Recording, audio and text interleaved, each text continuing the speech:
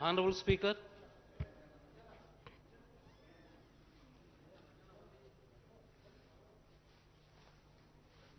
Please be on seats.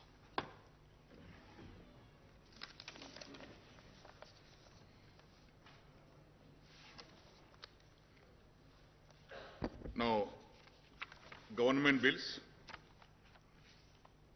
Bill number 3 of 2022. I request the Chief Minister to introduce the Telangana Appropriation Bill 2022. Speaker, sir, I beg to move for leave to introduce the Telangana Appropriation Bill 2022. The bill is introduced. I request the Chief Minister to move the motion for taking into consideration of Telangana Appropriation Bill 2022. Speaker, sir, I beg to move for taking into consideration of the Telangana Appropriation Bill 2022. Motion moved. LA Bill number 4 of 2022. I request the Chief Minister to introduce the Telangana Appropriation number 2 Bill 2022.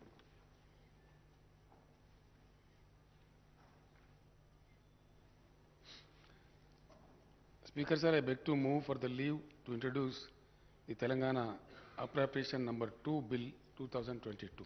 The bill is introduced. I request the Chief Minister to move the motion for taking into consideration of the Telangana Appropriation number 2 Bill 2022. Sir, I beg to move for taking into consideration of the Telangana Appropriation Bill number 2, 2022. Motion moved. Now for discussion on consideration of the bill.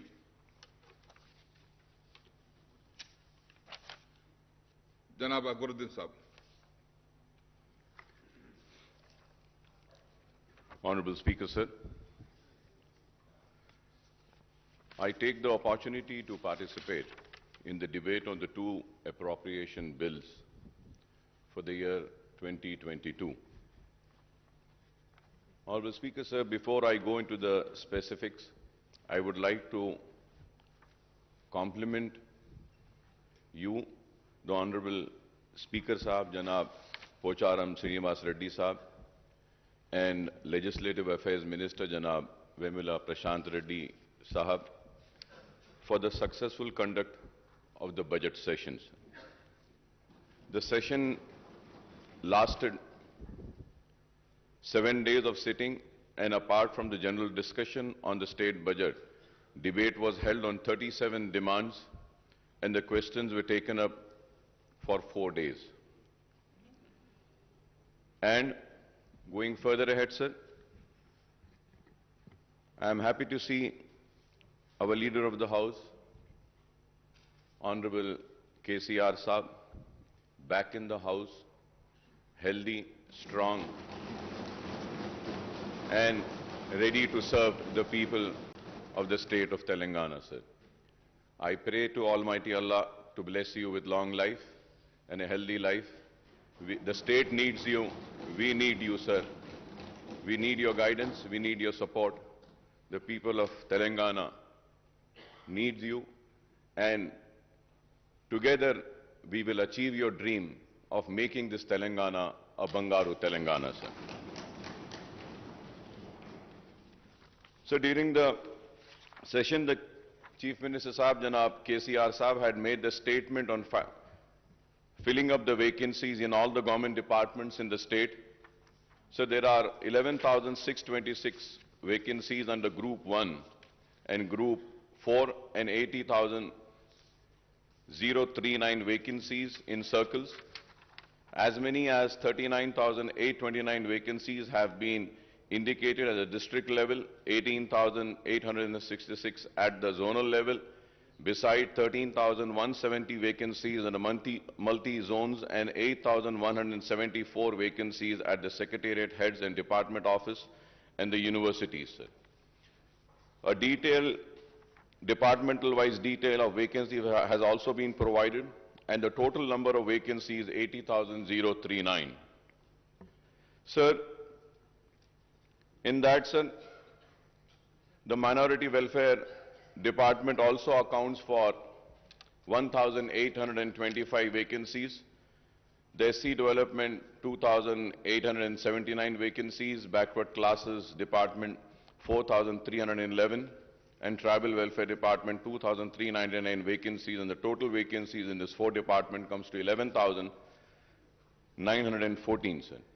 Honorable Speaker, sir, our party has been repeatedly demanding in almost every budget sessions over the last 7 years that the large number of vacancies in the police force and medical and education department should be filled, sir.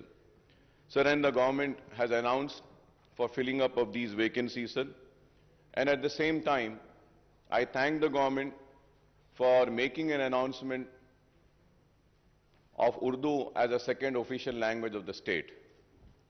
Sir, at the same time, sir, it was also announced and promised that all the recruitment examinations will be held in Urdu. And as per my information, sir, for the Group 1 and Group 2 and 3, no necessary instructions have been given for the conduct of these recruitment exams in Urdu. Once again, sir, I request through you to the government to make not just the announcement but to issue all necessary orders. All the recruitment exams would be held in Urdu. It is very important, sir. Sir, at the same time, sir, I would like to go further ahead and say that, sir, for the minorities, we have a Center for Educational Development of Minorities under Usmania University and Telangana State Minority Study Circle under the Minority Welfare Department, sir. Sir, while the CEDM is providing coaching for entrance tests for various courses, the TS Minority Study Circle is imparting coaching for recruitment test.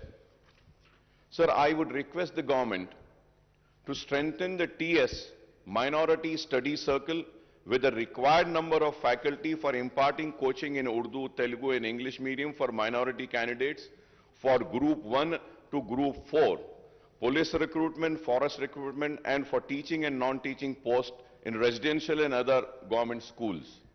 Sir, I would like to point out that most of the 3,389 regular teachers recruited out of the 6,579 sanctioned posts in minority residential schools are from non-minority sections, sir. This is a very important point which I am raising, sir.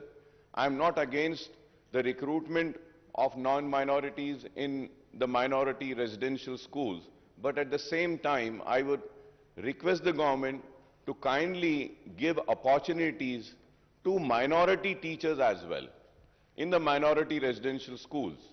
I have the details of the Hyderabad district, sir. Sir, more than 60% principals are coming from non-minority in the minority residential school. The question arises is that, don't we have qualified minority teachers for the minority residential school is a question. I hope the government would look into this, sir.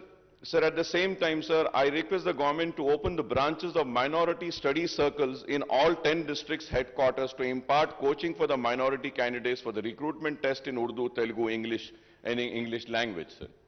Sir, मैं ये भी आपसे कहना चाहता हूं कि ये coaching के जो सेंटर्स है, इसको 10 डिस्ट्रिक्ट्स के अलावा और ये कॉम्पिटिटिव एग्जाम्स की भी जो कोचिंग का एक सेंटर निजाम कॉलेज में चलाया जाता है।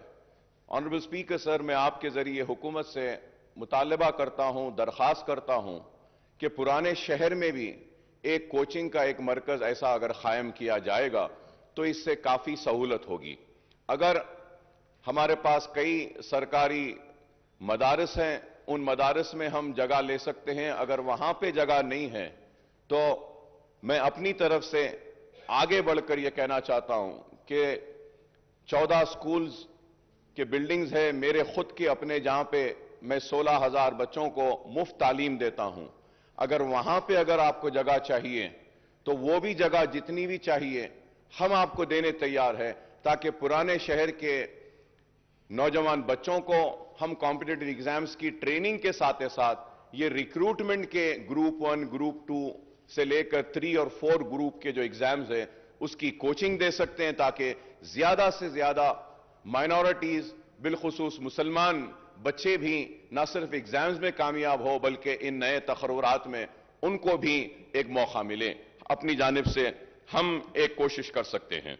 Sir, I also like to recall that the government has nominated the Urdu knowing members in Telangana State Official Language Commission so far, sir. Has not nominated, sorry, sir. So for this, we had been repeatedly requesting, sir, कि आप उर्दू को दूसरी सरकारी जबान का मौक़िफ़ तो दिए हैं और उर्दू को हर सरकारी दफातर, हर जगह पे उर्दू इंप्लीमेंट हो रही है नहीं, उसको देखने के लिए ऑफिशियल लैंग्वेज कमीशन में एक उर्दू नुमाइंदे का तकर्रुर अगर हो जाता है तो इससे उर्दू को काफी मदद मिलेगी और उर्दू बोलने वालों को काफी मदद व सहूलत भी होगी। Sir, similarly the government has not nominated a minority member in Telangana State Public Service Commission. State Public Service Commission में साबिक़ा में एक माइनॉरिटी से ताल्लुक़ रखने वाले एक रुकन को मौका दिया गया था। इस मर्तबा भी वहां पे वैकेंसीज हैं और हम एक माइनॉरिटी को उसमें भी तखर्रुर कर सकते हैं। तो मैं आपके जरिए हुकूमत से मुतालबा करूंगा कि उसमें भी एक माइनॉरिटी को लें। और सर, मैंने अपनी बजट की स्पीच में भी कहा था कि काउंसिल फॉर हायर एजुकेशन में भी आप वाइस चेयरमैन या रुकन की हैसियत से अगर आप एक माइनॉरिटी को नॉमिनेट करते हैं तो माइनॉरिटी इंस्टीट्यूट्स या माइनॉरिटी कॉलेजेस जो हायर एजुकेशन प्रोवाइड करते हैं उनको काफी सहूलत मिलेगी, उनका नुमाइंदा भी वहां पर होगा, उनके मसाइल को लेकर भी जा सकते हैं। ये छोटी छोटी चीजें हैं। मैं उम्मीद करता हूं कि हुकूमत जरूर इस ताल्लुक से भी गौर करेगी। और सर, आगे बढ़ते हुए मैं ये भी जरूर कहना चाहूंगा कि हुकूमत ने एमटीएफ और आरटीएफ जो स्कॉलरशिप्स है जूनियर कॉलेजेस के, डिग्री के, ग्रेजुएशंस के, उसके मैंने बजट स्पीच में सारी तफसीलात रखी थी कि कितने बकाया हैं। तो मैं आपके जरिए हुकूमत से यह मुतालबा करना चाहता हूं ऑनरेबल स्पीकर साहब कि ये एमटीएफ के और आरटीएफ के जो पेंडिंग है, जो 2018 and 19 में 303 applications are pending, 2019 and 20, 1,180 are pending, and for the year 2020 and 21, the application pending are 13,492. तो मैं आपके जरिए ये आप दरखास्त करना चाहता हूं कि 2018 से लेकर जो 21 तक पेंडिंग है, इनको अगर आप क्लियर कर देंगे तो काफी सहूलत होगी, क्योंकि इनके जूनियर कॉलेजेस के एग्जाम्स हैं और प्राइवेट कॉलेजेस उन स्टूडेंट्स को एग्जाम्स में बैठने नहीं दे रहे हैं। डिग्री कॉलेजेस हैं, स्टूडेंट्स को एग्जाम में बैठने नहीं दे रहे हैं। फॉर द ईयर 21-22 1,29,071 1,29,071 ये प्रोसेसिंग में है। तो ये फॉर द ईयर 21-22 ये तो कैरी फॉरवर्ड हो जाता है और आगे बढ़कर आइंदा साल में भी दिया जा सकता है, लेकिन पुराने जो हैं इनको अगर आप क्लियर कर देंगे तो बड़ी मेहरबानी होगी। और उसके साथ साथ मैं ये भी कहना चाहता हूं कि आरटीएफ में भी जुमला बीआरओज रिलीज की गई थी, लेकिन आरटीएफ के बिल्स जो प्रिपेयर हुए हैं वो 206.30 का है और एक्सपेंडिचर 145.20 करोड़ का है। उसमें भी सिर्फ छोटा सा बैलेंस है और वो बैलेंस है 61 करोड़ का। अगर ये बैलेंस भी अगर पुराना बैलेंस क्लियर हो जाता है तो स्टूडेंट्स को काफी सहूलत होगी। तो मैं उम्मीद करता हूं कि आप इसको भी क्लियर करेंगे।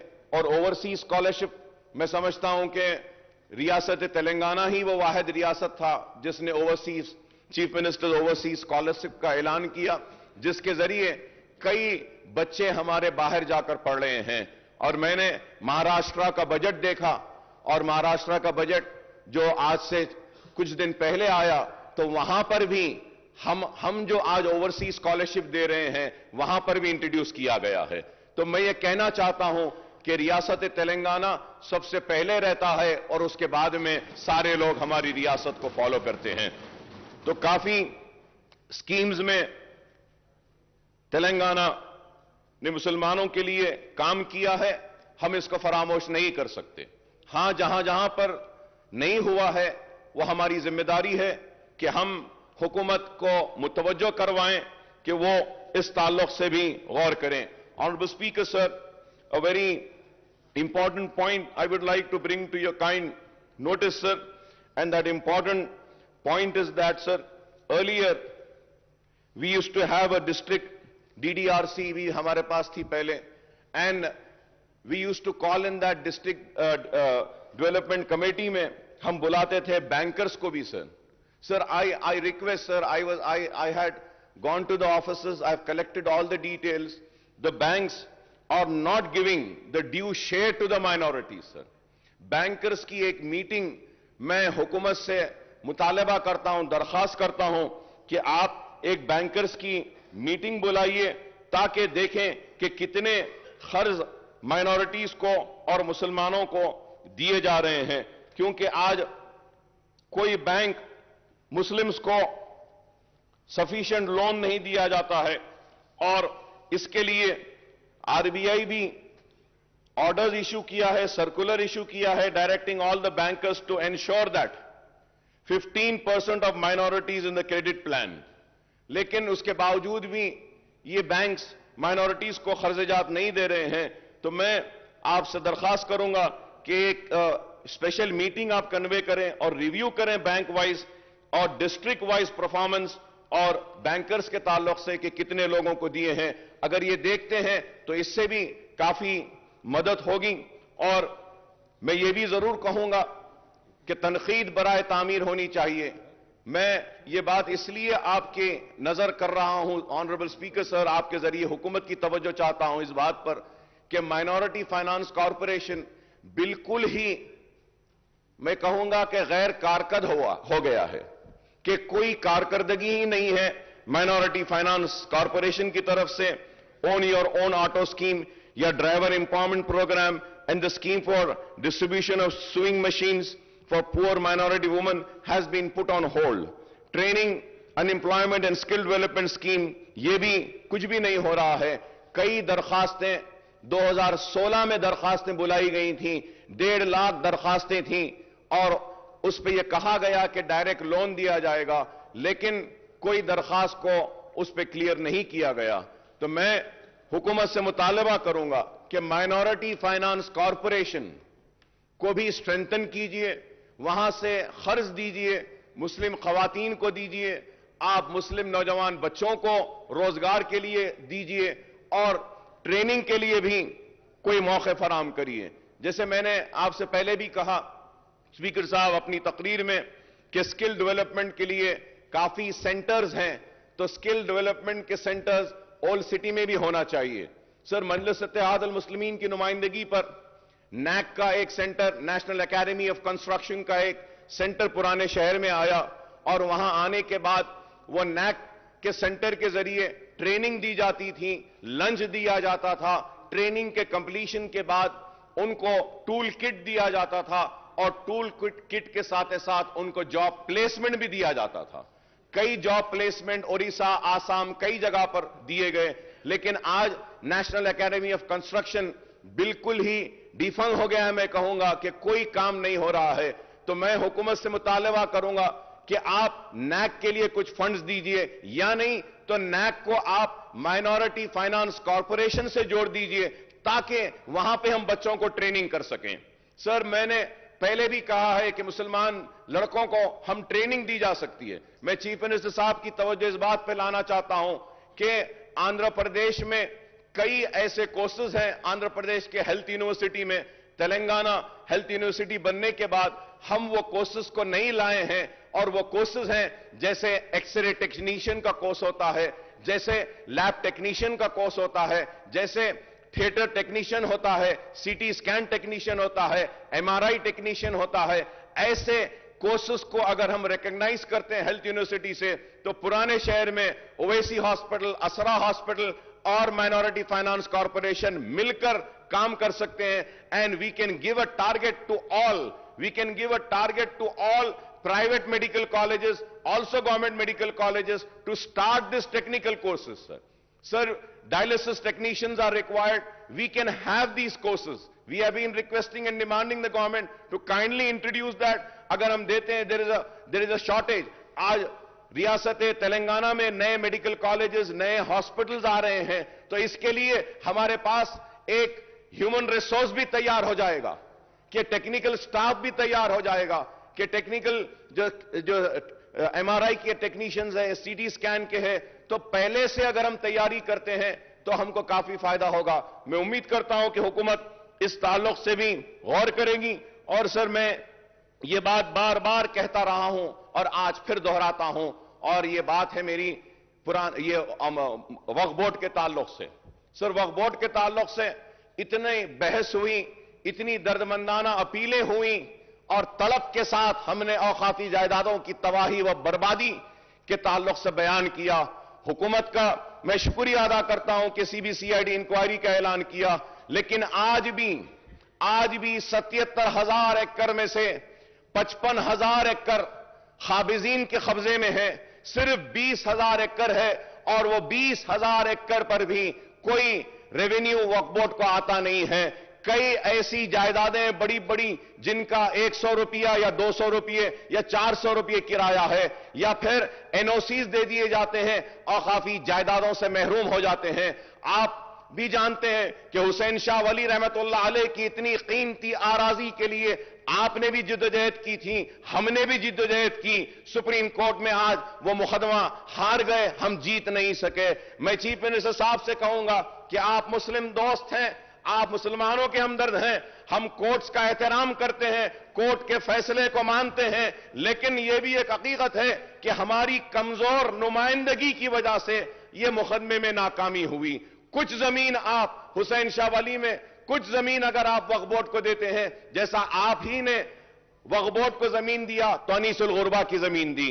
मैं इसके लिए चीफ मिनिस्टर साहब का शुक्रिया अदा करता हूं कि पीडब्ल्यूडी की जमीन बाजू थी, तो हमारे मुतालबे पर ना सिर्फ वो जमीन दी गई, बल्कि वहां पे 20 करोड़ रुपए दिया गया ताकि अनीसुल गुरबा की तामीर हो.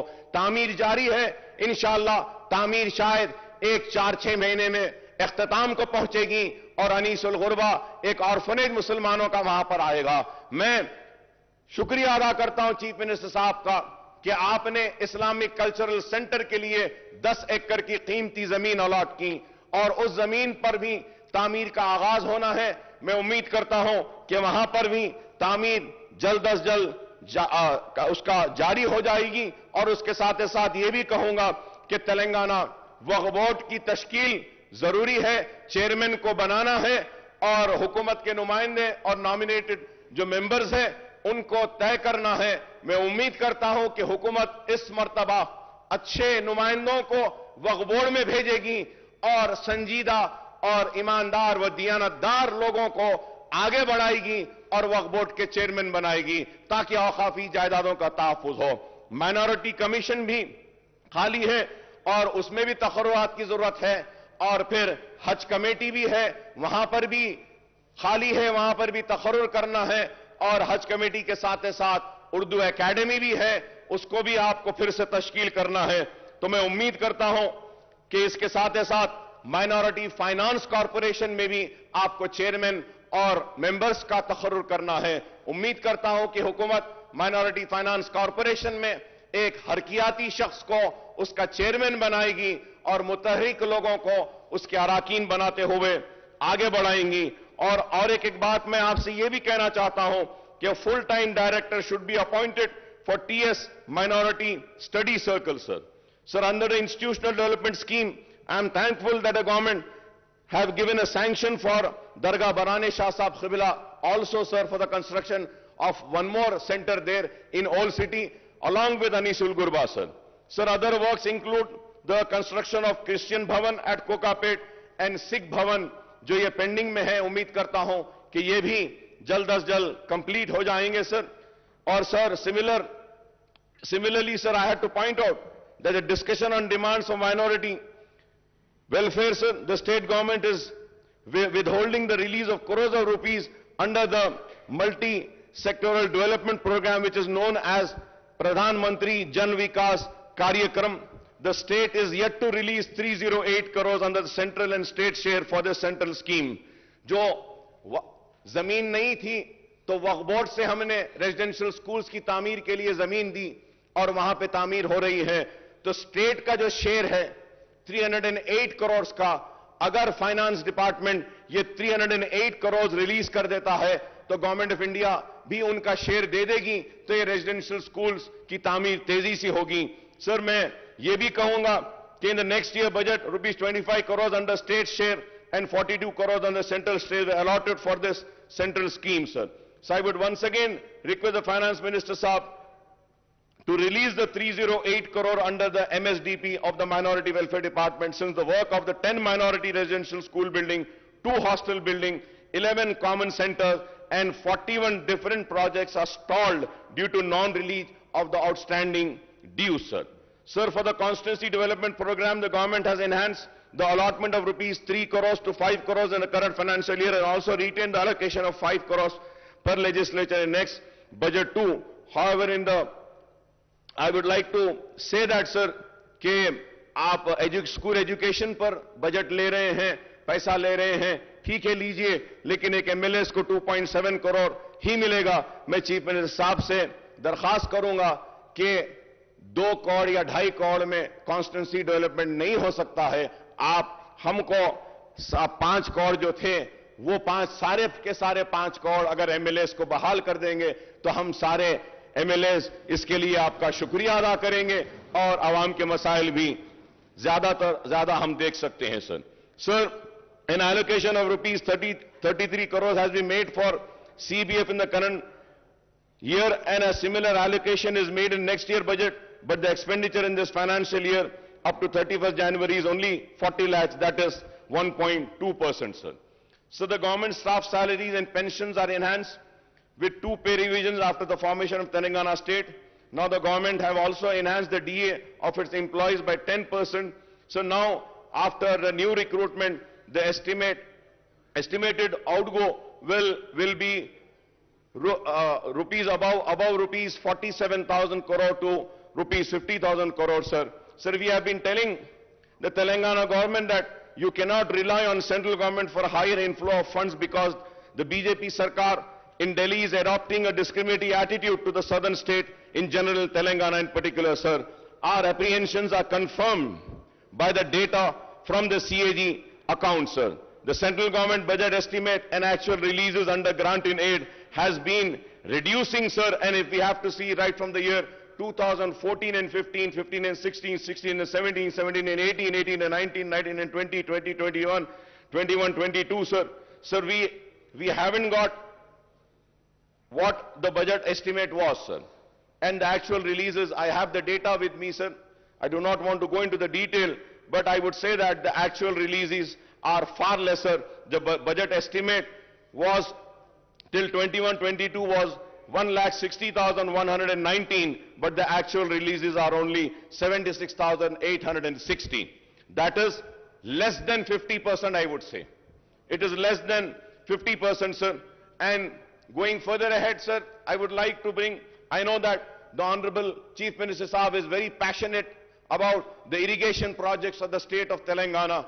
And after the formation of Telangana, sir, ये भी एक हकीकत है कि इरिगेशन के मैदान में रियासत तेलंगाना ने ऐसी कामयाबियां हासिल की हैं जो मैं नहीं समझता कि हिंदुस्तान के किसी और रियासत ने इरिगेशन के सेक्टर में इतना काम किया है, चाहे वो कालेश्वरम हो या दूसरे हो. लेकिन बाज हकायक हैं जो हमको आवाम तक पहुंचाना लाजिम व जरूरी रहता है, और वो ये है कि किस तरीके से मरकजी हुकूमत हमारी ये कामयाबी को दबाने के लिए आज रियासती हुकूमत को सता रही है कि sir we are concern over the notification of SO 2842E and 2843E issued by the Ministry of Jal Shakti Government of India under the provision of Section 84 to 89 of the AP Reorganization Act 2014 and 15 July 2021, sir.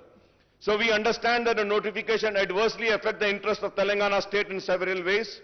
Firstly, under the provision of the notification of the Krishna River Management Board, KRMB and Godavari Water Management Board, take over the jurisdiction, administration, operation, maintenance, and regulation of all major and medium irrigation projects, including dam, powerhouses, canal, pipelines in the two rivers in the state.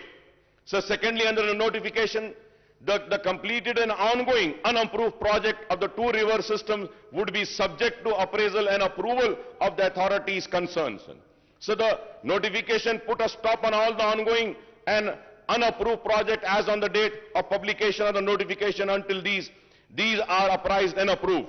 So the notification also set a deadline of 6 months from the date of publication of the notification for the state government to obtain appraisal and approval of all the unapproved project, whether completed or ongoing. If the approvals are not obtained within the stipulated 6 months, such complete and unapproved project would cease to operate, sir.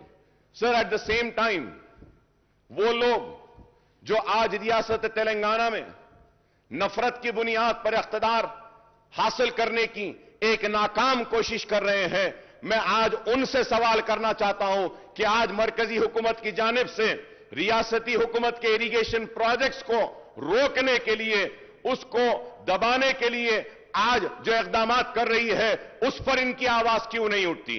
रियासत के interest के लिए वो आज रियासत का साथ क्यों नहीं देते हैं? आज बातें तो बड़ी बड़ी करते हैं, लेकिन इरिगेशन प्रोजेक्ट्स के लिए मरकजी हुकूमत की नोटिफिकेशन आज हमको हमारे इरिगेशन प्रोजेक्ट्स को कंप्लीट करने से रोक रही है और सबसे बड़ी रुकावट बन रही है। आज मैं ये कहना चाहता हूं कि मजलिस इत्तेहाद उल मुस्लिमीन की जानिब से हम मुकम्मल रियासती हुकूमत का साथ देंगे इन सारे इरिगेशन प्रोजेक्ट्स की तकमील के लिए, और जरूरी जो भी इक़दामात हैं, अगर इसके लिए हमको एहतजाज करना पड़े, रोड पे भी आना पड़े, एजिटेशन भी करना पड़े, तो हम आपके साथ ही करेंगे और इरिगेशन प्रोजेक्ट्स को हम कामयाब करेंगे सर। और उसके साथ ही साथ सर, मैं ये भी आपसे कहना चाहूंगा सर कि we understand that the Telangana government has made its plea before the Krishna Water Dispute Tribunal to KWTT, to known as Brijesh Kumar Tribunal, for the allocation of 771 TMC of Krishna water for the basin drought-prone area. The KRMB has allocated the waters for the year 2021 and 22 in the ratio of 34 to 66 for Telangana and AP. However, the water for the year 21-22, Telangana government has asked the KRMB to allot the waters at 50-50 ratio to the states. So I, on behalf of my party, support the demand made by the state government for the allocation of 50-50% ratio waters, sir. Sir, I don't know what the response is by the central notification on KRMB and GRMB, sir. So the 23 districts in Telangana are covered by Godavari waters with the execution of Kaleshwaram project, Malana Sagar, Konda Pochama Sagar, Sri Ranga, Nayaka Sagar project are completed, and the remaining reservoirs under Kaleshwaram project will be completed by November 2022, sir. Every day, 3 TMC water can be lifted from Godavari basin through Kaleshwaram project. Work on the other projects in Godavari basin are also going on smooth without any issue, but in the Krishna basin, we are facing problems. On Krishna River, Palamuru Rangareddy project will take few more years for completion of work, but the basic problem is that dependable flow in Krishna water have come down drastically. So Kalvakurti, Bhima, Nitam Padu lift irrigation projects are operational. Presently in the Krishna basin and Sri Salem and Nagarjuna Sagar dam water levels are low, even as peak summer months are ahead. Sir, Sunkasula project has been proposed for lifting of water for Krishna water supply project for Hyderabad has become because the authorities are facing problem to draw waters at Akampalli due to dead storage level at Nagarjuna Sagar. So the irrigation department has prepared a project report with an outlay of 750 crores for modernization of Sri Salem dam project and send the proposal for approval to the government. These works needs to be taken up for rehabilitation and modernization of Sri Salem project. Our party strongly oppose any move by the central government to privatize the Singareni Colony Company Limited, sir. Sir, I may recall that the Singareni Colonies has a long history dating back to Nizam's era. The Hyderabad Dakkan Company Limited, incorporated in England, acquired mining rights in 1886 to exploit coal found in Yalandu area in erstwhile Nizam states. The present company has incorporated on 23rd December 1920 under the Hyderabad Company Act as a public limited company with the name of Singareni Collieries Company Limited, sir, by Nizam government. It acquired all the assets and liabilities of Hyderabad Company Limited, and the state of Hyderabad purchased majority shares of the company in the year 1945, sir. The controlling interest of company devolved on the government of Andhra Pradesh in 1956 pursuant to the reorganization of state. Thus the SCCL became a government company under the Companies Act in 1956. The government of India in 1960 started its participation in the equity of the company and also started extending loan assistance. Thus, since March 1960, it has been jointly owned by the government of United Andhra Pradesh and government of India. After the bifurcation of Andhra Pradesh, the SCCL is owned by Telangana government and the government of India in the 51-49% ratio. When the AP Reorganization Act was taken up, we had demanded that the Telangana should be the absolute owner of SCCL, but the then UPA government did not listen to us. Now the central government is creating a situation to take over SCCL with the objective of privatizing it in the coming years. I may recall that Singareni Colony is the biggest public sector company of Telangana state, over 50,000 employees. We demand that the Telangana government to acquire the shares from the central government. We should acquire all the shares, sir. We can allot Singareni coal to our thermal station under the TS Genco and NTPC at lowest cost and reduce the power generation cost, sir. Sir, also, power tariff proposed by DISCOM in AR for 22-23, sir, administration. Sources for public prosecutor post are vacant for many years now. Sir, the post of judge and magistrate in the lower court are also vacant ever since the reorganization of AP and formation of Telangana state, sir. So these are the very important points which I am bringing to the notice of the government. Due to a large number of vacancies, the judges and the magistrates are holding additional charges of other courts, sir. Sir, in Telangana, 29 GPs are working on behalf of 50 government departments. 29 GPs are working on behalf of 50 government departments. As many as 174 PPEs, additional PPs, and assistant PP posts are vacant out of 593, sir. For this reason, the Telangana state, the conviction rate is just 10% and 90% of the accused are acquitted, sir. For instance, the current year, 934 persons were convicted and 9,104 accused were acquitted, sir. This is causing hardship to the people and their faith over the judiciary, sir. As the saying goes, justice delayed is justice denied, sir. Hence, I request the government to fill up the vacancies of judges, magistrate in lower courts, appoint the prosecutors, additional and assistant PPs and government pleaders, sir. Sir, also going further ahead on municipal administration, sir, I would just conclude within 5-10 minutes, sir. The state budget for 22-23 makes an allocation of 10,591 crores for municipal administration and urban development. This represents a sharp decrease of 4,439 crores over the budget estimate of rupees 15,030 crores for municipal administration and urban development in the current year's budget, sir. Sir, at the time of formation of Telangana state in June 2014, there were only 52 municipalities and 6 municipal corporations in the state. Today there are 13 municipal corporations and 125 municipalities spread across the state, sir. To ensure planned development of urban areas, the Telangana government has taken up Patana Pragati program as the premier civic body of Telangana state capital GHMC spread over 625 square kilometer area with a population of over 1 crore, sir. Sir, I would like to also say that in the last sitting, it was announced that 10,000 crores are being given for the periphery area to develop for water, STP and all. But sir, when we see the budget and the releases, sir, there has not been much releases by the state finance, sir, to the GHMC, I would say. Sir, जब मैं देख रहा था सारी तफसीलात, کہ کتنا پیسہ ریلیز کریں. سر اعلان تو کیا گیا تھا 10,000 کا, لیکن جی ایچ ایم سی کو صرف 5 کروڑ روپیہ دیا گیا, اور اس کے ساتھ ساتھ جو ایکسپینڈیچر جب دیکھتے ہیں تو you would be surprised, honorable panel speaker sir, the expenditure was only 2.3 crores. We are getting loans, we are getting bonds, that is right sir, but there should be an allocation made by the state government also to the municipal corporation. These are very important sir.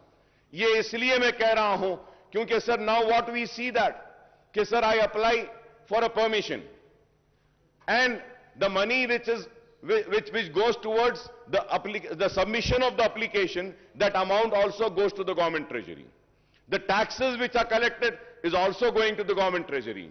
Motor vehicle tax is also going to the government treasury. It's not coming to GHMC. So I request the Honorable Chief Minister Sahab to kindly release some funds. یہ ایک حقیقت ہے, میں غلط نہیں کہہ رہا ہوں سر, غلط نہیں کہہ رہا ہوں, حق کہہ رہا ہوں کہ حیدرآباد میٹرو واٹر سیوریج سروس بورڈ میں چھوٹے کاموں کے لیے بھی ہم جاتے ہیں تو وہ کہتے ہیں کہ پیسہ نہیں ہے, کام نہیں کر سکتے ہیں. میں آپ سے درخواست کروں گا کہ کچھ پیسہ جی ایچ ایم سی, آئی ایم کنکلوڈنگ سر, کچھ دے, اور اس کے ساتھ ساتھ میں یہ بھی کہوں گا کہ حکومت تلنگانہ نے, چیف منسٹر صاحب نے اعلان کیا کہ چار مینار پیڈسٹرائزیشن پروجیکٹ کو کمپلیٹ کریں گے. چار مینار پیڈسٹرائزیشن پروجیکٹ ابھی کمپلیٹ نہیں ہوا ہے, اور یہ بھی اعلان کیا گیا کہ چار مینار میں جتنے چھوٹے کاروبار کرنے والے ہیں ان کو ریہیبلیٹیٹ کرنے کے لیے میں نے ایک پروپوزل مجلس کی جانب سے پیش کیا تھا کہ موسی پر بریجز ڈالتے ہیں, سالار جنگ میوزیم کے سامنے بریجز ڈالتے ہیں, اور وہاں پہ چھوٹے کاروبار کرنے والوں کو وہاں پہ ریہیبلیٹیٹ کریں گے, اور اس کا جیو بھی نکلا لیکن ابھی کام نہیں شروع ہوا. میں آپ سے درخواست کرتا ہوں کہ وہ چھوٹے کاروبار کرنے والوں کے لیے موسی پر برج ڈالیے اور وہاں پہ جلد از جلد ان کو ریہیبلیٹیٹ کر چار مینار پیڈسٹرائزیشن کو کمپلیٹ کریں. لال بازار کا ایریا بھی جو ہے, جو چوڑیوں کا مشہور ہے, اس کو بھی کمپلیٹ کریں. قلی قطب شاہ کو جو فنڈز دیے گئے ہیں بہت کم دیے گئے ہیں, میں امید کرتا ہوں کہ آپ اضافہ کریں گے. اور یہ بات میں یہ بھی کہنا چاہتا ہوں کہ میرے ساتھی رکن اسمبلی معظم خان صاحب نے بھی کہا کہ بہادر پورہ, چندرائن گٹا, چار مینار, کاروان, نامپلی, ملک پیٹ, یہ پورے ہمارے حلقوں میں روڈ وائڈننگ کے پروپوزلز ہم دیے ہیں, بہت دن سے پینڈنگ ہے. میں سر آپ کے ذریعے چیف منسٹر صاحب سے درخواست کرتا ہوں, التجا کرتا ہوں کہ آپ کہیں سے بھی 200 کروڑ روپے روڈ وائڈننگ کے لیے اگر دے دیتے ہیں تو ساری روڈ وائڈننگ کمپلیٹ ہو جائے گی, اور پیریلل روڈز اگر آئیں گے تو پرانے شہر میں خوبصورتی آئے گی اور اچھا دکھے گا. سر, now coming to the two appropriation bill, I would like to highlight a few important issues, sir. Sir, we are one with the Telangana government in demanding a fair deal to the state in devolution of central taxes and grant in aid, and for recognizing Kaleshwaram project as a national project for massive assistance. We also demand the central government should provide special assistance for Mission Kakatiya, Mission Bhagiratha as recommended by Niti Aayog. At the same time, I may point out that the state government is not providing required assistance to the Panchayat Raj institutions and urban local bodies, mainly GHMC and other municipal corporations and municipalities. The Finance Commission has been looking into the issues of devolution of state taxes and grants for Panchayat Raj and municipal bodies. However, the Commission report is yet to come. The state government is making monthly releases towards 14th and 15th finance grants, commissions grant and state matching grants. Bulk of state revenue including GST, VAT, motor vehicle tax, stamp registration fees, state excise duties and non-tax income are collected in GHMC area. I request the Telangana government to make a special grant of rupees 10,000 crores per year for GHMC over the next few years so that the maintenance of capital work and state capital are expeditiously executed. At a glance of Telangana budget, brief document reveals that as against the budget estimate of 2,30,726 crores, the revised estimate for current financial year is 2,09,982 crores. This being so, the Finance Minister Sahab has come up with a supplementary estimate of expenditure of 23,735 crores for the financial year, sir. Sir, some of the supplementary estimates may be appropriations, but most of the departments where shortfall in revised estimate of expenditure is indicated as allocated huge amounts of crores of rupees supplementary estimates, sir. And before concluding, just with two requests, one request, sir, please, Osmania hospital को बनाइए sir. Sir, आप हमारे दोस्त हैं, हमारे हमदर्द हैं, हमको आपसे उम्मीद है, आप करेंगे. उस्मानिया हॉस्पिटल के लिए भी कुछ आप फंड्स दीजिए. और एक बात आखिर में कहते हुए खत्म करूंगा, ऑनरेबल चीफ मिनिस्टर साहब से मेरी दरखास्त है कि फ्रूट मार्केट का मसला, हम लास्ट असेंबली में भी मैंने आपसे कहा था कि वक्फ बोर्ड की जमीन है, टेम्पररी बेसिस पे वहां पे कारोबार करने दीजिए. नई मार्केट बनने के बाद मैं लिख कर देता हूं कि उनको वहां से हम शिफ्ट कर लेंगे. नई मार्केट बनने के बाद वो वहां पे चले जाएंगे सारे कारोबारियों से. आम का सीजन है, सेब आ रहा है, मेवा खराब हो रहा है. इन गरीबों पे रहम करिए, मेरी आपसे उम्मीद है कि आप जरूर इनको देखेंगे. एंड लास्टली सर, मैं चीफ मिनिस्टर साहब से यह दरखास्त करूंगा कि जितने भी हमारे स्टेट के स्टूडेंट्स हैं जो यूक्रेन में पढ़ रहे थे या फिर कहीं और पढ़ रहे हैं, अब वापस नहीं जा सकते हैं.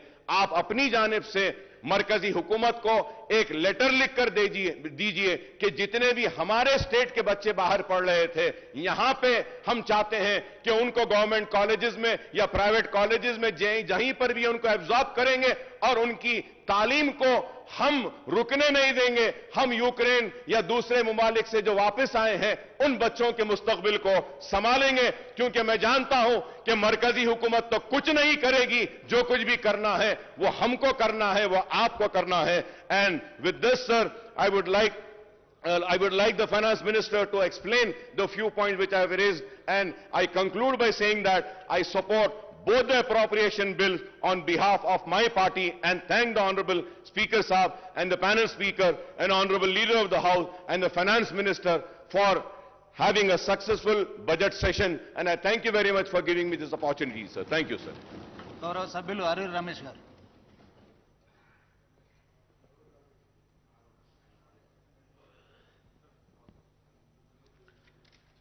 అధ్యక్ష,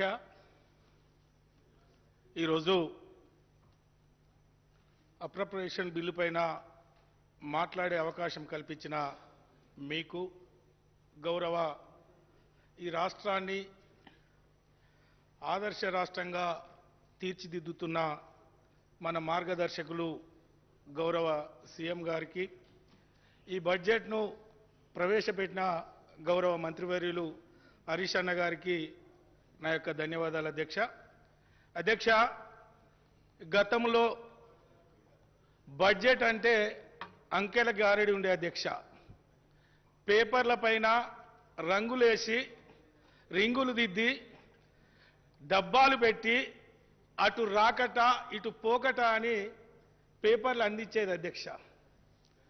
మరి ఈరోజు బడ్జెట్ అంటే అధ్యక్ష, గౌరవ ఆర్థిక శాఖ మంత్రి గారు 2 గంటలు నిండు అసెంబ్లీలో బడ్జెట్ ప్రవేశపెట్టినప్పుడు ఈ రాష్ట్రంలో ఉన్న అనేక వర్గాల అధ్యక్ష, 7 సంవత్సరాల తెలంగాణ రాష్ట్ర ప్రభుత్వం పాలనలో పేద వర్గాలు మా కోసం ఏ పథకాలు ప్రవేశపెట్టారు, మరి ఈ బడ్జెట్లో ఏం ప్రవేశపెడుతున్నారనో గంటల తరబడి టీవీల ముందు కూర్చున్న అనేక మంది వర్గాలు, అనేక ప్రజల అధ్యక్ష. రైతులు మా గురించి ఈ బడ్జెట్లో ఏం పెడుతున్నారు, ఎస్సీలు మా సంక్షేమం కోసం ఏం పెడుతున్నారు, బీసీలు మా కోసం ఈ బడ్జెట్లో ఏం పెట్టారని ఎస్టీలు, అనేక వర్గాలు, అనేక కులాలు టీవీల ముందు కూర్చున్న పరిస్థితి మొన్న బడ్జెట్ ప్రవేశపెట్టినప్పుడు మనం చూశాం అధ్యక్ష.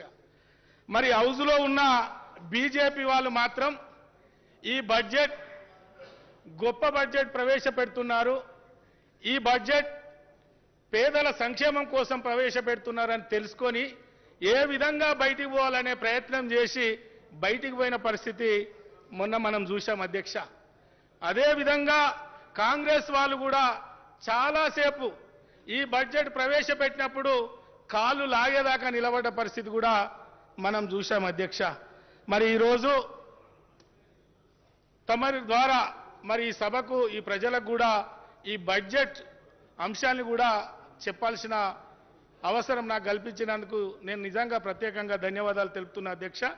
మరి 2013-14లో అధ్యక్ష, రాష్ట్ర జిఎస్డిపి 4,51,580 కోట్లు అధ్యక్ష. మరి ఈ రాష్ట్రానికి ఉద్యమ నేతే ముఖ్యమంత్రి అయిన తర్వాత కడుపు కట్టుకొని నోరు కట్టుకొని దూరదృష్టితో ఈ రాష్ట్రంలో ఉన్న వనరులను సమీకరించుకొని సంపద పెంచాలని ఆలోచన చేసిన తర్వాత 2021-22లో అధ్యక్ష 11,54,860 కోట్లు అధ్యక్ష. మరి ఇది సాధ్యమయ్యే పనేనా అధ్యక్ష? మరి ఉద్యమ నేతే ఈ రాష్ట్రానికి ముఖ్యమంత్రి అయింది కాబట్టి అన్ని విధాలుగా పాలనలో మార్పులు తీసుకొచ్చారు కాబట్టి ఇది సాధ్యమైంది అధ్యక్ష. మరి 2015-16 నుండి రాష్ట్ర జిఎస్డిపి జాతీయ సగటు కన్నా ఎక్కువ అధ్యక్ష.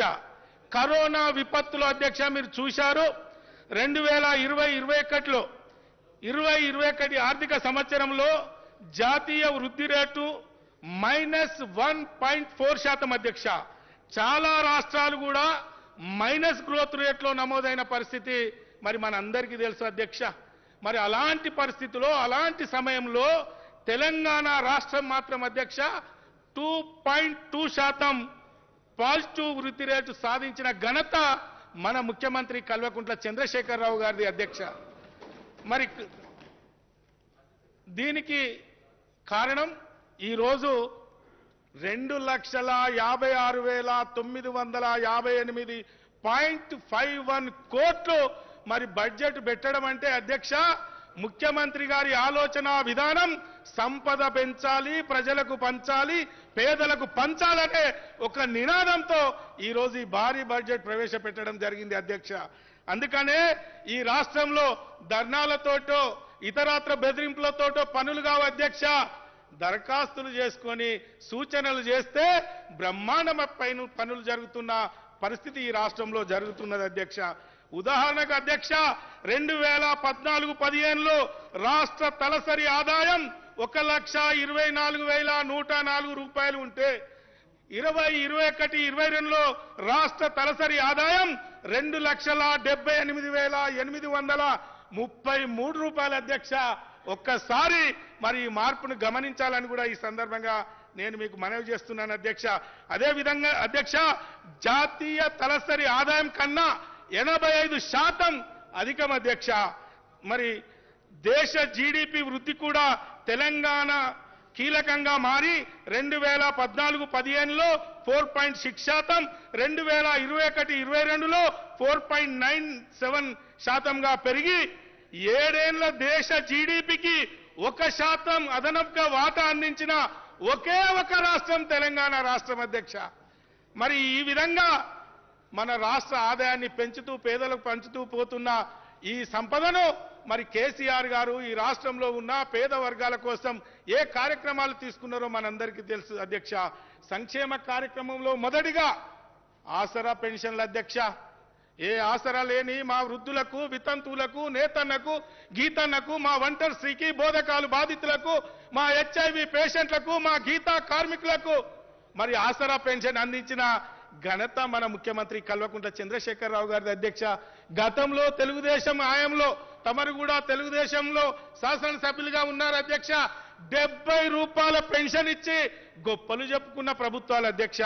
మరి 70 రూపాయల పెన్షన్ ఇచ్చినప్పుడు మరి ఆ గ్రామంలో 20 మందికి పెన్షన్ ఇస్తే ఎంపీడీఓ గారో ఎమ్మెల్యే గారో ఆ గ్రామానికి వెళ్ళినప్పుడు ఏదైనా వృద్ధులు అయ్యా మాకు పెన్షన్ 70 రూపాయల పెన్షన్ అని అడిగితే ఎమ్మెల్యే గారు అడిగేది అధ్యక్ష వేదిక పైన ఎంపీడీఓ గారు ఏంది ఆ ముసలాలకు ఏం చేయాలంటే ఈ 20 మందిలో ఎవరైనా చచ్చిపోతే ఈ ముసలామకి అవకాశం వస్తుందని చెప్పిన ప్రభుత్వాలు అధ్యక్ష. మరి కాంగ్రెస్ గొప్ప పాలన అని చెప్పారు అధ్యక్ష. మా వృద్ధులకు, మా వితంతులకు, మా నేతన్నకు, మా గీతన్నకు ఆ రోజు ఒంటరి స్త్రీకి లేదు అధ్యక్ష 200 రూపాయల పెన్షన్ ఇచ్చి గొప్పలు చెప్పుకున్నారు. ఆ రోజు వైఎస్ రాజశేఖర రెడ్డి గారు పంచా కట్టుకొని సమైక్య రాష్ట్రంలో తిరిగినప్పుడు 200 రూపాయల పెన్షన్ ఇచ్చినప్పుడు గొప్ప అనుకున్నారు. మరి 200 ఇచ్చి 1000 గుంజిన పరిస్థితి ఆ రోజు ప్రజలు ఆలోచన చేయలేదు అధ్యక్ష. ఈ రోజు కేసీఆర్ గారి నాయకత్వంలో సంపద పెంచి ఏ ఆసర లేని వృద్ధుల కోసం ఈరోజు 2016 ఇచ్చే కార్యక్రమం మా అంగవికలాంగులకు, మా దివ్యాంగులకు 3016 ఇచ్చి వాళ్ళ ఆత్మగౌరవాన్ని, వాళ్ళ ఆత్మవిశ్వాసాన్ని పెంచి భరోసా ఇచ్చిన ఏకైక నాయకుడు మరి మన ముఖ్యమంత్రి కల్వకుంట్ల చంద్రశేఖరరావు గారు అధ్యక్ష. అదేవిధంగా అధ్యక్ష, కళ్యాణ లక్ష్మి, షాదీ ముబారక్ భారతదేశంలో ఏ రాష్ట్రంలోనైనా ఉందా అధ్యక్ష?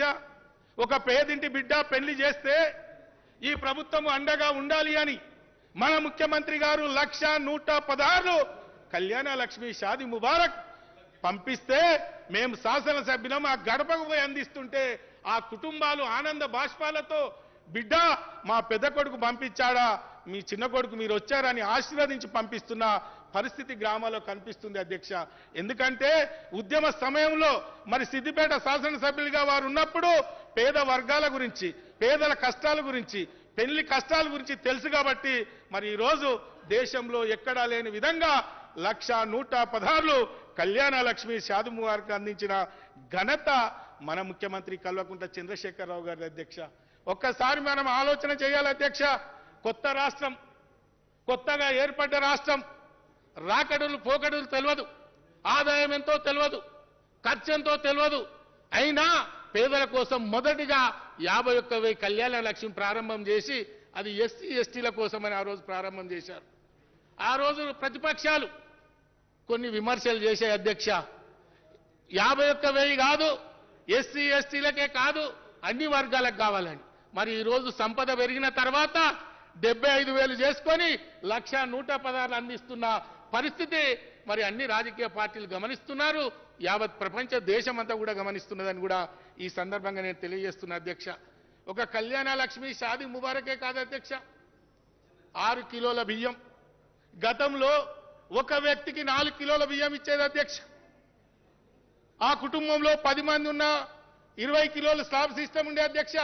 ఈ రోజు కేసీఆర్ గారు వచ్చినాక మా పేద బిడ్డ కడుపు నిండా భోజనం చెయ్యాలని ప్రతి వ్యక్తికి 6 కిలోల బియ్యం ఇచ్చి ఒక కుటుంబంలో 10 మంది ఉంటే 10 6 60 కిలోల బియ్యం ఇస్తున్న ఏకైక ప్రభుత్వం తెలంగాణ రాష్ట్ర ప్రభుత్వం అధ్యక్ష. మరి అదే విధంగా అనేక సంక్షేమ కార్యక్రమాలు తీసుకుపోతూ మరి ఈరోజు వ్యవసాయ రంగాన్ని కూడా పెద్దపీట వేశారు ఈ బడ్జెట్లో. మరి ఈ బడ్జెట్లో దాదాపు పెద్ద మొత్తంలో ఈ బడ్జెట్లో వ్యవసాయ రంగానికి పెద్దపీట వేశారు అధ్యక్ష. ఒక్కసారి మా తెలంగాణ రాష్ట్ర రైతాంగం ఆలోచన చెయ్యాలి. ఈ రాష్ట్ర ముఖ్యమంత్రి గారు స్వయాన వ్యవసాయదారులు, వ్యవసాయ కుటుంబంలో పుట్టిన బిడ్డ, తెలంగాణ మట్టిలో పుట్టిన బిడ్డ, తెలంగాణ రాష్ట్ర రైతాంగం కష్టాలు తెలిసిన బిడ్డ కాబట్టే ముఖ్యమంత్రిగా బాధ్యతలు చేపట్టగానే మొదటి సంతకం 1,00,000 రూపాయలలోపు రుణమాఫీ పైన సంతకం చేసిన ఘనత మన ముఖ్యమంత్రి కల్వకుంట్ల చంద్రశేఖరరావు గారి అధ్యక్ష. మరి ఒక రుణమాఫీ చేయడంతో సరిపోదు, మా రైతన్నకు అన్ని విధాలుగా ఈ ప్రభుత్వం అండగా ఉండాలి అని సాగునీటి కోసం ఆలోచన చేసి ఆ రోజు మిషన్ కాకతీయ ద్వారా రెడ్డి రాజులు, కాకతీయ రాజులు నిర్మించిన గొలుసుకట్టు చెరువుల్ని మిషన్ కాకతీయ ద్వారా మరమ్మతు చేసి దాదాపు 250 టీఎంసీ నీటి నిల్వ చేసే సామర్థ్యాన్ని పెంచిన ఘనత మన ముఖ్యమంత్రి కల్వకుంట్ల చంద్రశేఖరరావు గారి అధ్యక్ష. మరి మిషన్ కాకతీయతో పాటు గౌరవ ముఖ్యమంత్రి గారు గతంలో కరెంటు కష్టాలు మా రైతన్నలకు తెలుసు, యావత్ తెలంగాణ రాష్ట్ర ప్రజలకు తెలుసు. కరెంటు ఎప్పుడు వస్తుందో ఎప్పుడు పోతుందో తెలియని పరిస్థితి. మోటార్ల కాడి బాయిల కాడికి పోయి స్టార్టర్లు కాలిపోయి మోటార్లు కాలిపోయి ఆర్థికంగా ఇబ్బంది అయిన రైతన్నకు తెలుసు. మరి మోటార్లు పెట్టడానికి పోయి పాము కాడుతో తేలు కాడుతో చనిపోయి ఆ కుటుంబం రోడ్ల పడ్డ పరిస్థితి మా రైతన్నకు తెలుసు. మరి అలాంటి పరిస్థితి ఈ రాష్ట్రంలో ఉండకూడదని అనతి కాలంలోనే 9 గంటల నుండి 24 గంటల ఉచిత కరెంట్ ఇచ్చిన ఏకైక నాయకుడు, ఏకైక ప్రభుత్వం తెలంగాణ రాష్ట్ర ప్రభుత్వం అధ్యక్ష. మరి ఈ రోజు మోటార్ల కాడ మీటర్లు పెట్టే ప్రయత్నం చేస్తున్నారు. మన ముఖ్యమంత్రి గారు ఒకటే చెప్పారు, నా గొంతులో ప్రాణం ఉన్నంత వరకు తెలంగాణ రాష్ట్ర రైతాంగం మీద ఈగ వాలనీయనని. ఈ రోజు కేంద్రం ఎంత ఒత్తిడి చేసినా మీటర్లు పెట్టకుండా చేసిన మన నాయకుడు మన ముఖ్యమంత్రి కల్వకుంట్ల చంద్రశేఖరరావు గారు అధ్యక్ష. మరి ఈరోజు రైతు బంధు అధ్యక్ష, మరి సాగునీటి కోసం మిషన్ కాకతీయ ద్వారా చెరువులు లోతు చేసుకున్నాం, వర్షం నీటిని నిల్వ పట్టుకునే కార్యక్రమం చేసుకున్నాం, మత్తలు తూములు రిపేర్లు చేసుకున్నాం. మరి మా రైతన్నకు 24 గంటలు ఫ్రీ కరెంట్ ఇచ్చినాం. మరి మా రైతన్నకు పెట్టుబడిగా ఎకరాకు 5,000 ఇవ్వాలి. పెట్టుబడి సమయంలో బ్యాంకుల చుట్టూ, బంధువుల చుట్టూ, వడ్డీ వ్యాపారుల చుట్టూ తిరిగి మా రైతన్న ఇబ్బంది పడుతున్నాడని దేశంలో ఎక్కడా లేని విధంగా ఎకరాకు 10,000 ఇచ్చే ఒక గొప్ప కార్యక్రమం రైతు బంధు కార్యక్రమం ద్వారా ఇప్పటికే 50,448 కోట్లు విడుదల చేసిన ఏకైక ప్రభుత్వం తెలంగాణ రాష్ట్ర ప్రభుత్వం. ఈ రోజు 63 లక్షల మంది రైతులు ఆ పథకాన్ని అందుకొని వాళ్ళు ఆర్థికంగా ఎదిగి అప్పుల నుండి ఆర్థికంగా జేబులో నగతుండే ప్రయత్నం జరిగిందంటే ఈరోజు కేసీఆర్ గారి నాయకత్వంలోని ఈ సందర్భంగా నేను మనవి చేస్తున్న అధ్యక్ష. అదే విధంగా అధ్యక్ష, గతంలో రైతు చనిపోతే మీరు కూడా శాసనసభ్యులుగా ఉన్నారు, మేము కూడా కొత్తగా రెండోసారి శాసనసభ్యులం అయినాం. మేము గ్రామాలకు వెళితే ఎవరైనా చనిపోతే కాళ్ళ ఏళ్ళ పడి ఏడుస్తుంటే బాధ అనిపిస్తుంది అధ్యక్ష. ఆ కుటుంబం బొల్లున ఏడుస్తుంది. మరి ఏం చెయ్యాలి, ఏం చేస్తే ఆ కుటుంబం బాగుపడుతుంది? జేబులో ఉన్న 2,000 3,000 ఇస్తే ఆ కుటుంబానికి సరిపోతాయి అధ్యక్ష. అలాంటి పరిస్థితి తెలంగాణ రాష్ట్రంలో ఉండకూడదని రైతు బీమా పేర మరి వారం తిరగక ముందు 5 లక్షలు ఇంటికి పంపే కార్యక్రమం రైతు బీమా కార్యక్రమం అధ్యక్ష. ఇప్పటి వరకు 75,000 మంది రైతులకు 3,775 కోట్లు అందించిన ఘనత మన ముఖ్యమంత్రి కల్వకుంట్ల చంద్రశేఖరరావు గారి అధ్యక్ష. అదే విధంగా అధ్యక్ష, మొన్నటికి మొన్న అధ్యక్ష గొప్ప మనసుతో మరి అనేక సంవత్సరాల భారత స్వాతంత్రంలో అనగాన వర్గం అంటే దళితులు. ఆ దళితుల జీవితాల్లో వెలుగు నింపాలి, ఒక విప్లవాత్మకమైన మార్పు తీసుకురావాలని కేసీఆర్ గారు ఆలోచన చేస్తే ఏం మాట్లాడిందో మీరు చూశారు అధ్యక్ష. అది అయ్యేదా పోయేదా, ఎన్నికల కోసం ఇంకేదో అన్నారు అధ్యక్ష. ఈరోజు ఒక పైలట్ ప్రాజెక్ట్ హుజరాబాద్ పూర్తి చేసుకొని ఈరోజు ప్రతి నియోజకవర్గానికి 100 మంది లబ్ధిదారులను ఎంపిక చేసుకొని ఈ బడ్జెట్లో 17,700 కోట్లు వెచ్చించి ప్రతి నియోజకవర్గానికి 2,000 మంది దళితులకు 10 లక్షల చొప్పున, బ్యాంకు లేదు, దరఖాస్తు లేదు, షూరిటీలు లేవు, మార్జిన్ మనీలు లేవు, ఏది లేకుండా వారి ఇష్టపూరితంగా స్కీమ్ ఎలక్ట్ చేసుకుంటే 4-5 కలుపుకొని ఒక పెద్ద ప్రాజెక్టు చేసుకున్నా, ఒక వ్యక్తికి 10 లక్షలు వస్తే 3-4 వ్యాపారాలు చేసుకున్నా నిబంధనలన్నీ సడలించి ఆర్థిక సాయం అందిస్తుంటే మరి ఈరోజు కళ్ళకు కనపడుతుందా లేదా ఒక్కసారి ఆలోచన చేయాలి అధ్యక్ష. ఈరోజు దళితులు అనగానే వర్గాల అధ్యక్ష. ఈరోజు మనం ఎస్సీ ఎస్టీల కోసం మొదటిగా మన ముఖ్యమంత్రి గారు 51,000 కళ్యాణ లక్ష్మి ప్రారంభం చేసిన తర్వాత ఆర్థిక పరిస్థితి మెరుగుపడ్డ తర్వాత బీసీలు ఓసీలో వెనుకబడ్డ కులాలకు ఈరోజు 1,16,000 అందుతున్నాయి అధ్యక్ష. ఈరోజు దళిత బంధు తర్వాత రేపు ఎస్టీ బంధు రావచ్చు, ఆర్థిక పరిస్థితులను బట్టి బీసీ బంధు కావచ్చు, ఓసీలో వెనుకబడ్డ వర్గాల గురించి కావచ్చు, అనేక కార్యక్రమాలు తీసుకునే ప్రభుత్వం ఇక్కడ ఉంది అధ్యక్ష. నాయకుడు ఇక్కడ ఉన్నారు కాబట్టి సంపద పెరిగితే పేద వర్గాలకు పంచుకునే కార్యక్రమం ఉన్నది కాబట్టి మన ముఖ్యమంత్రి గారు దళితుల కోసం ఈ కార్యక్రమాన్ని ఎంచుకున్నందుకు నేను ప్రత్యేకంగా చేతులెత్తి ఒక దళిత బిడ్డగా చేతులెత్తి నమస్కరిస్తున్నా అధ్యక్ష. అదే విధంగా అధ్యక్ష, మా పేదింటి బిడ్డలకు ప్రభుత్వ స్థలంలో ఉన్న దగ్గర దాదాపు 2,90,000 ఇళ్ల నిర్మాణానికి శ్రీకారం చుట్టి ఉన్నాం. ప్రభుత్వ స్థలం లేని దగ్గర ఇల్లడుగు జాగాలో ఇల్లు కట్టుకుంటే 3 లక్షలు ఇవ్వాలని ఒక చక్కటి కార్యక్రమం వెచ్చించి ఈ రాష్ట్రంలో ఉన్న పేద వర్గాల కోసం ఈ బడ్జెట్లో 1,200 కోట్లు వెచ్చించినందుకు గౌరవ ముఖ్యమంత్రి గారు ప్రత్యేకంగా ధన్యవాదాలు తెలియజేసుకుంటున్నా అధ్యక్ష. అదే విధంగా ఒక వర్గం కాదు అధ్యక్ష, ఇవాళ బీసీల సంక్షేమం కోసం, గొల్ల కుర్మల కోసం, మా ముదిరాజు బెస్తల కోసం, మా నేతన్న కోసం, మరి మా గౌడ్ సన్నుల కోసం, మా నాయి బ్రాహ్మణుల కోసం ఏం కార్యక్రమాలు చేసినో గ్రామాలు ఉన్నాయి అధ్యక్ష. మా గ్రామంలో మరి నాయి బ్రాహ్మణులు లబ్ధి పొందిన 200 వరకు ఫ్రీ యూనిట్ కరెంట్ అయితే ఒక యూనిట్ ఇస్తే మరి ఒక యూనిట్ పెట్టుకుంటే కటింగ్ రేట్లలో కూడా తగ్గించింది అధ్యక్ష.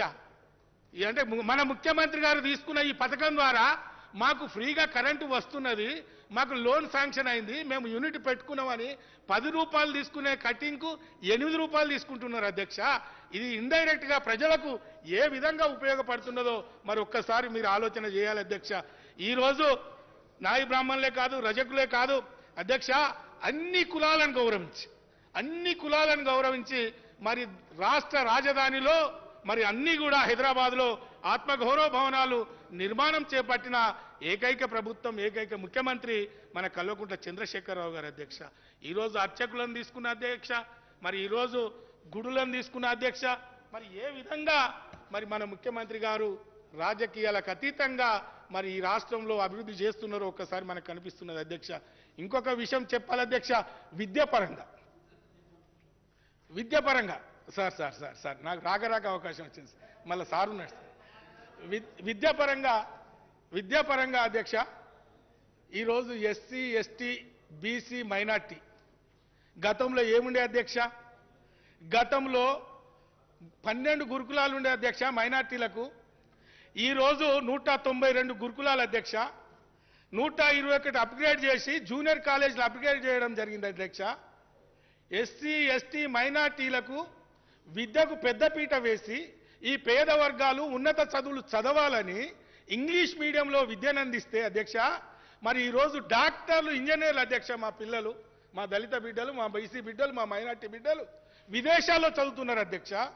మన బడి మన ఊరు పేర ఒక చక్కటి కార్యక్రమం తీసుకొని మరి సరస్వతి తల్లి గర్వపడే విధంగా, చదువుల తల్లి గర్వపడే విధంగా మన ముఖ్యమంత్రి గారు మరి మన ఊరు మనబడి కార్యక్రమం ఎంచుకున్నాడు. చాలా గొప్ప అంశం అధ్యక్ష. దానికి ప్రత్యేక నిధులు పెట్టడం కూడా చాలా సంతోషం అధ్యక్ష.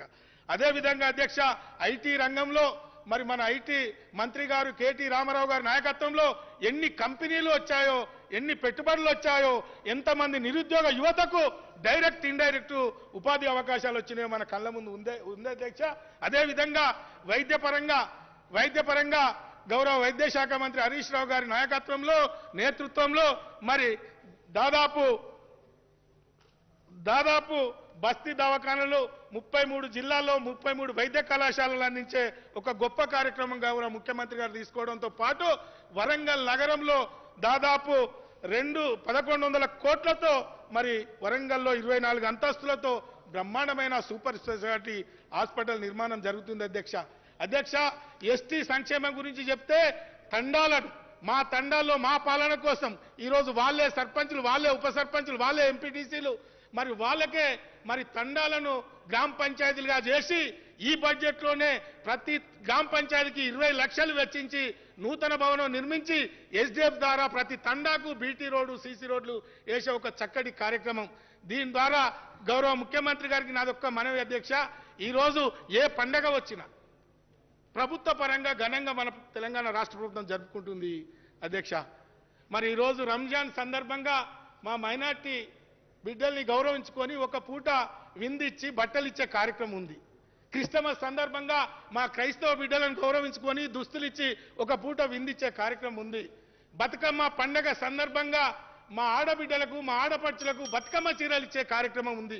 ఏ రాష్ట్రంలో లేదు అధ్యక్ష.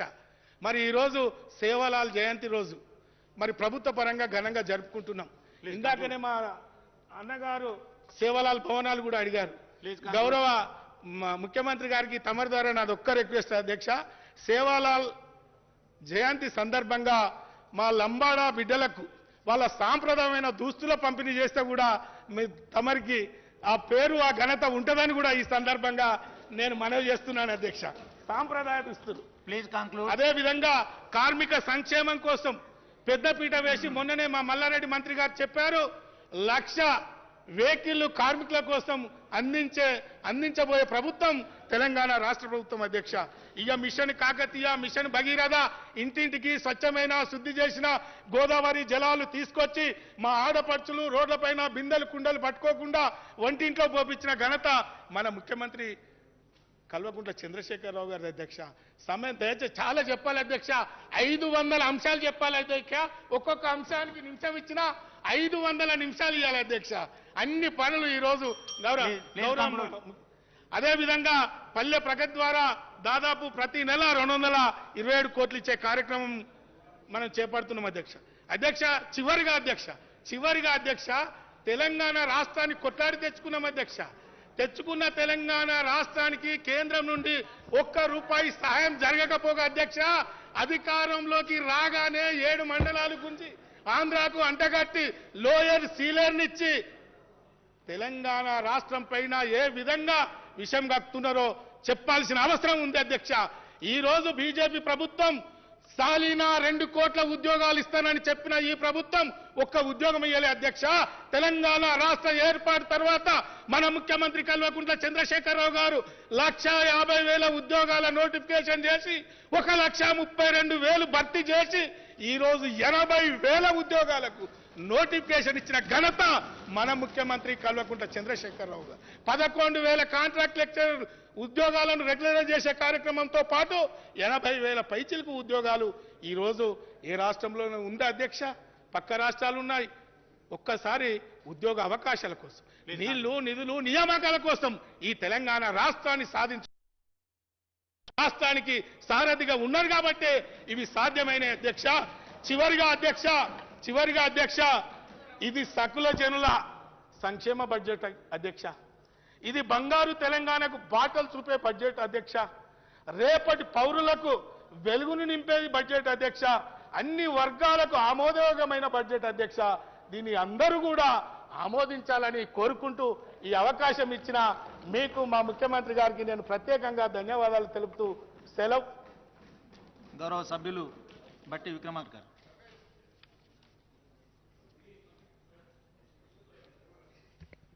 అధ్యక్ష, 2022-23 బడ్జెట్ సంబంధించి అప్రాప్రియేషన్ బిల్ పైన మాట్లాడటానికి అవకాశం ఇచ్చినందుకు ముందుగా మీకు ధన్యవాదాలు అధ్యక్ష. అట్లాగే కాంగ్రెస్ శాసనసభాపక్షం నుంచి ముఖ్యమంత్రి గారు కొంత అనారోగ్యానికి గురయ్యారని పత్రికల ద్వారా తెలుసుకున్నాం అధ్యక్ష. వారు కొంత ఆందోళన కూడా చెందాం. వారు సంపూర్ణ ఆరోగ్యంగా ఉండాలని, వారికి దేవుడు ఆయురారోగ్యాలు ప్రసాదించాలని చెప్పి సిఎల్పి పక్షాన, కాంగ్రెస్ శాసనసభ పక్షాన మీ ద్వారా వారికి తెలియజేస్తా ఉన్నాం అధ్యక్ష. అట్లాగే ఈ రాష్ట్ర బడ్జెట్ కూడా మనం ఎన్నో ఆశలతో కోరికలతో తెచ్చుకున్న తెలంగాణ రాష్ట్రంలో ఉన్నటువంటి 4 కోట్ల మంది ప్రజానికానికి, ముఖ్యంగా బడుగు బలహీన వర్గాలకి, రైతాంగ సోదరులకి, నిరుద్యోగ యువతకి వారి అవసరాలు తీర్చేటట్టుగా ఉండాలని కూడా కోరుకుంటున్నాం అధ్యక్ష. బడ్జెట్ ప్రజెంట్ చేసిన రోజే మేము కొన్ని అంశాలు ఆర్థిక శాఖ మంత్రులు బడ్జెట్ ప్రవేశపెట్టిన తర్వాత జనరల్ డిస్కషన్లో కొన్ని అంశాలు మీ ద్వారా రాష్ట్ర ప్రభుత్వ దృష్టికి కూడా తీసుకొని వచ్చాము అధ్యక్ష. మరికొన్ని అంశాలు కూడా నేను మీ ద్వారా ఈ సభకి, రాష్ట్ర ప్రజానికానికి కూడా తెలియాలని కోరుకుంటున్నాను అధ్యక్ష. మనం ఎప్పుడు కూడా వాస్తవానికి దగ్గరలో ఈ బడ్జెట్ ఉంటే తద్వారా ఈ రాష్ట్ర ప్రజలు కోరుకున్నటువంటి పనులను ఏమాత్రం మనం చేయగలుగుతా ఉన్నాం, చేయటానికి ఈ నిధులు సరిపోతా ఉన్నాయా, లేకపోతే దానికి కావాల్సిన విధంగా వచ్చే సంవత్సరం చేసుకోవచ్చా, ఆ తర్వాత చేసుకోవచ్చు అనేటువంటి వాస్తవ అంచనాలతో మనం ముందుకు పోతా ఉంటే బాగుండేదని నేను కోరుకుంటున్నాను అధ్యక్ష. కానీ ఈ బడ్జెట్ వాస్తవ అంచనాలకి దగ్గరగా లేదు, చాలా దూరంగా ఉందని చెప్పడానికి కూడా నాకు ఎటువంటి అతిశయోక్తి లేదు అధ్యక్ష. అప్పులు చాలా ఆందోళనకరంగా ఉంది అధ్యక్ష. మనది ప్రతి సంవత్సరం సంపద బాగా సృష్టిస్తున్నటువంటి రాష్ట్రం, సంపద బాగా పెరుగుతున్నటువంటి రాష్ట్రం కూడా. కరోనా ఈ దేశాన్ని అతలాకుతలం చేసినప్పటికి కూడా ఈ రాష్ట్ర ప్రజానికం కానీ, రైతాంగ సోదరులు కానీ, శ్రామికులు కానీ ఆ కరోనా దాడిని కూడా తట్టుకొని రాష్ట్ర ఉత్పత్తిలో ఎక్కడా తగ్గుబాటుకి కారణం కాకుండా పెద్ద ఎత్తున వారి శ్రమతో ఈ ఉత్పత్తుల్ని పెంచినటువంటి రాష్ట్రం అధ్యక్ష. అటువంటి రాష్ట్రంలో ఇంత పెద్ద ఎత్తున అప్పులు చేయటం కొంత ఆందోళన కలిగిస్తూ ఉంది అధ్యక్ష. మీ ద్వారా ఈ ప్రభుత్వానికి నేను చెప్పదలుచుకున్నది, అప్పుల్ని ఎంత తక్కువ చేసుకుంటే అంత మంచిదని నేను భావిస్తూ ఉన్నాను. చాలా సందర్భాల్లో గౌరవ రాష్ట్ర ముఖ్యమంత్రి గారు మాట్లాడుతూ అప్పులు తీసుకోవటం, అప్పులు చేయటం అభివృద్ధి చెందుతున్నటువంటి దేశాల్లో కూడా ఉన్నది, అది చాలా అవసరమని కూడా మాట్లాడారు. అప్పులు చేయటం అవసరం అధ్యక్ష, నేను కాదంటలేదు. కానీ మించిన అప్పులు చేస్తే, చేసినటువంటి అప్పులు క్యాపిటల్ ఇన్వెస్ట్మెంట్ చేసుకోకపోతే అది ప్రమాదకరంగా మారి భవిష్యత్తులో ఈ అప్పులే మనకి భారంగా మారతాయి అధ్యక్ష. ఉదాహరణకి మొన్న సభలో మాట్లాడినప్పుడు కూడా సరే ఈ అప్పుల గురించి మాట్లాడినప్పుడు ఆర్థిక శాఖ మంత్రి గారు చెప్పారు, బహుశా మిత్రుడు మాట్లాడాడు, అప్పులు విపరీతంగా పెరుగుతూ ఉన్నాయి, తెచ్చిన అప్పుల్ని క్యాపిటల్ ఇన్వెస్ట్మెంట్ కోసం ఖర్చు పెట్టండి అంటే 90% క్యాపిటల్ ఇన్వెస్ట్మెంట్ కోసం ఖర్చు పెడుతున్నామని చెప్పారు. కానీ నాకుగా దీంట్లో ఈ పుస్తకంలో పొందుపరిచినటువంటి అంకెలను చూస్తూ ఉంటే ఈ సంవత్సరం ఫిజికల్ డెఫిసిట్ అంటే దాదాపు మనం అప్పులతో దీన్ని పూడ్చుకోవడం కోసం చేసే ప్రయత్నంలో భాగంగా 52,000 కోట్ల రూపాయలు చూపిస్తూ ఉన్నాం. అదే క్యాపిటల్ ఎక్స్పెండిచర్కి వచ్చేవారికి 29,000 మాత్రమే చూపిస్తూ ఉన్నాం. ఇది 90% ఎలా అవుతుందో నాకు అర్థం కాలేదు అధ్యక్ష. ఈ సంవత్సరమే కాదు, ప్రతి సంవత్సరం అలాగనే జరుగుతుంది. గత బడ్జెట్ లెక్కలు చూస్తే కూడా అట్లాగే ఉంది. ప్రతి సంవత్సరం మనం గత సంవత్సరం తీసుకుంటే 2021-22 కూడా దాదాపు 45,000 కోట్ల అప్పు తీసుకుంటే అధ్యక్ష, మనం అక్కడ చూపించింది క్యాపిటల్ ఇన్వెస్ట్మెంట్ కోసం చూపించింది 29,000 కోట్లు మాత్రమే. అట్లాగే 2020-21లో కూడా అధ్యక్ష 49,000 కోట్లు దాదాపు అప్పుల్లాగా చూపిస్తే మనం అక్కడ క్యాపిటల్ ఇన్వెస్ట్మెంట్ చేసింది కేవలం 15,000 కోట్లు ఈ పుస్తకం ప్రకారం. సో ఇది 90%గా లేదు అధ్యక్ష. ఇది కొంత ఆందోళన కలిగించేటువంటి అంశం. దయచేసి ప్రభుత్వం దీనిపైన దృష్టి సారించాలని మీ ద్వారా నేను కోరుతా ఉన్నాను. అట్లాగే బడ్జెట్ అంచనాలు వేసుకునేటప్పుడు కూడా గత సంవత్సరం అనుభవాలు కూడా మనం లెక్కల్లో పరిగణనలో తీసుకుంటే ఇంత భారీగా బడ్జెట్ పెట్టుకునే వాళ్ళం కాదేమో అనేటువంటి భావం కూడా నాకు కలుగుతూ ఉంది అధ్యక్ష. ఎందుకంటే మనం ప్రతి సంవత్సరం నాన్ ట్యాక్స్ రెవెన్యూని పెద్ద మొత్తంలో ఆశిస్తూ ఉన్నాం. అంతిమంగా బడ్జెట్ ఆ సంవత్సరం పూర్తయ్యే వరకు ఆ నాన్ ట్యాక్స్ నుంచి వచ్చే రెవెన్యూస్ చాలా తక్కువగా వస్తూ ఉంది. ఉదాహరణకి 2021-22కి అధ్యక్ష నాన్ ట్యాక్స్ రెవెన్యూస్ మనం 30,000 కోట్లు చూపిస్తే 2021లో కేవలం 6,000 కోట్ల రూపాయలు మాత్రమే మనం నాన్ ట్యాక్స్ రెవెన్యూ సాధించగలిగాం.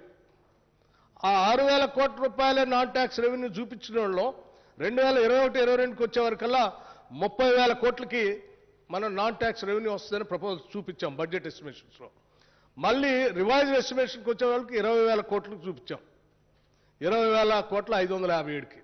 అంటే నాకు తెలిసి ఆ 20,557 కోట్లు కూడా బహుశా 10,000 కోట్ల లోపలనే వచ్చి ఉంటుందని నేను అనుకుంటున్నాను.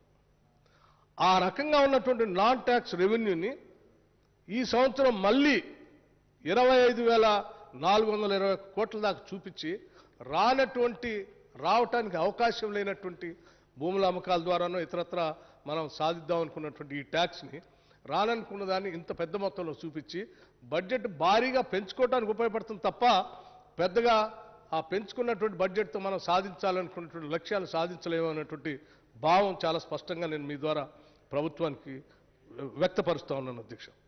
అట్లాగే అధ్యక్ష ఈవెన్ ట్యాక్స్ రెవెన్యూస్లో కూడా ఆ డిఫరెన్స్ చాలా భారీగా కనిపిస్తాం. ఇక మనం గవర్నమెంట్ నుంచి వచ్చేటువంటి గ్రాంట్ ఇన్ ఎయిడ్ అధ్యక్ష, అది మరీ అన్యాయంగా ఉంది. 41,000 కోట్లు చూపించాం గ్రాంట్ ఇన్ ఎయిడ్.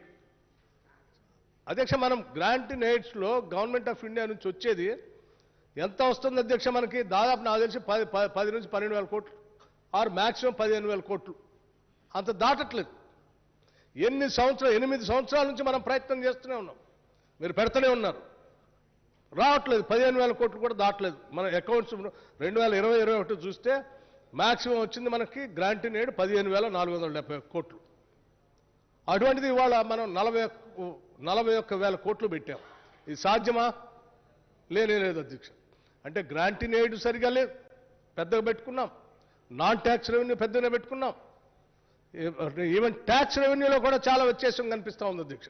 ట్యాక్స్ రెవెన్యూలో కూడా మన ట్యాక్స్ రెవెన్యూ రిసీప్ట్స్ చూసుకుంటే దాంట్లో మనం అంచనాలకి ఏమాత్రం దగ్గరలో లేవు అధ్యక్ష. 2021-22 1,76,000 కోట్లకు మనం ట్యాక్స్ రెవెన్యూ చూపిస్తే రివైజ్కి వచ్చే వాళ్ళకి 1,56,000 కోట్లకు వచ్చింది. నాకు తెలిసి ఆ రివైజ్డ్ ఎస్టిమేషన్స్ కూడా మరి యాక్చువల్స్కి వచ్చేవారికి ఇందులో యాక్చువల్స్ చూపించలేదు. నాకు తెలిసి అది 1,20,000-25,000 కోట్లు దాటదేమని నేను అనుకుంటున్నాను. అటువంటి దాన్ని ఒకసారి మనం 1,93,000 కోట్లకి చూపించాం అధ్యక్ష. అంటే చాలా భారీ మొత్తంలో పెంచి చూపిస్తా ఉన్నాం. Tax revenue, state tax revenue పెద్ద ఎత్తున చూపిస్తా ఉన్నాం, గ్రాంట్ ఇన్ ఎయిడ్ పెద్ద ఎత్తున చూపిస్తా ఉన్నాం, నాన్ ట్యాక్స్ రెవెన్యూ పెద్ద ఎత్తున చూపిస్తా ఉన్నాం. ఇంత వ్యత్యాసంతో దాదాపు నాకు తెలిసి ఒక 60,000 కోట్ల రూపాయల దాకా మొత్తం బడ్జెట్లో వ్యత్యాసం కనిపిస్తా ఉంది. దీన్ని ఎట్లా పూడ్చుకుంటాం అధ్యక్ష? ఇది మనం ఫిజికల్ డెఫిసిట్ చూపించే 50,000 కోట్లు కాకుండా ఇంత వ్యత్యాసంతో పెట్టినటువంటి బడ్జెట్ ద్వారా మనం ఈ సంవత్సరం మీరు సంక్షేమ కార్యక్రమాల కోసం ప్రతిపాదించినటువంటి వర్కుల్లో ఇంత సాధించలేకపోతే అంతిమంగా నష్టపోయేది పేదవాళ్ళు. మనం సంక్షేమం కోసం మీరు పెడదాం అనుకున్నటువంటి కార్యక్రమం, అది ఇళ్ళు కావచ్చు, లేకపోతే ఇతరత్ర వేరే సంక్షేమ కార్యక్రమాలు కావచ్చు. ఎందుకంటే మిగతా వాటిని ఎక్కడా కోత పెట్టడానికి అవకాశం లేదు. జీతాలు కోత పెట్టలేరు, లేకపోతే ఇతరత్ర ఎస్టాబ్లిష్మెంట్ ఎక్స్పెండిచర్ కోత పెట్టలేరు.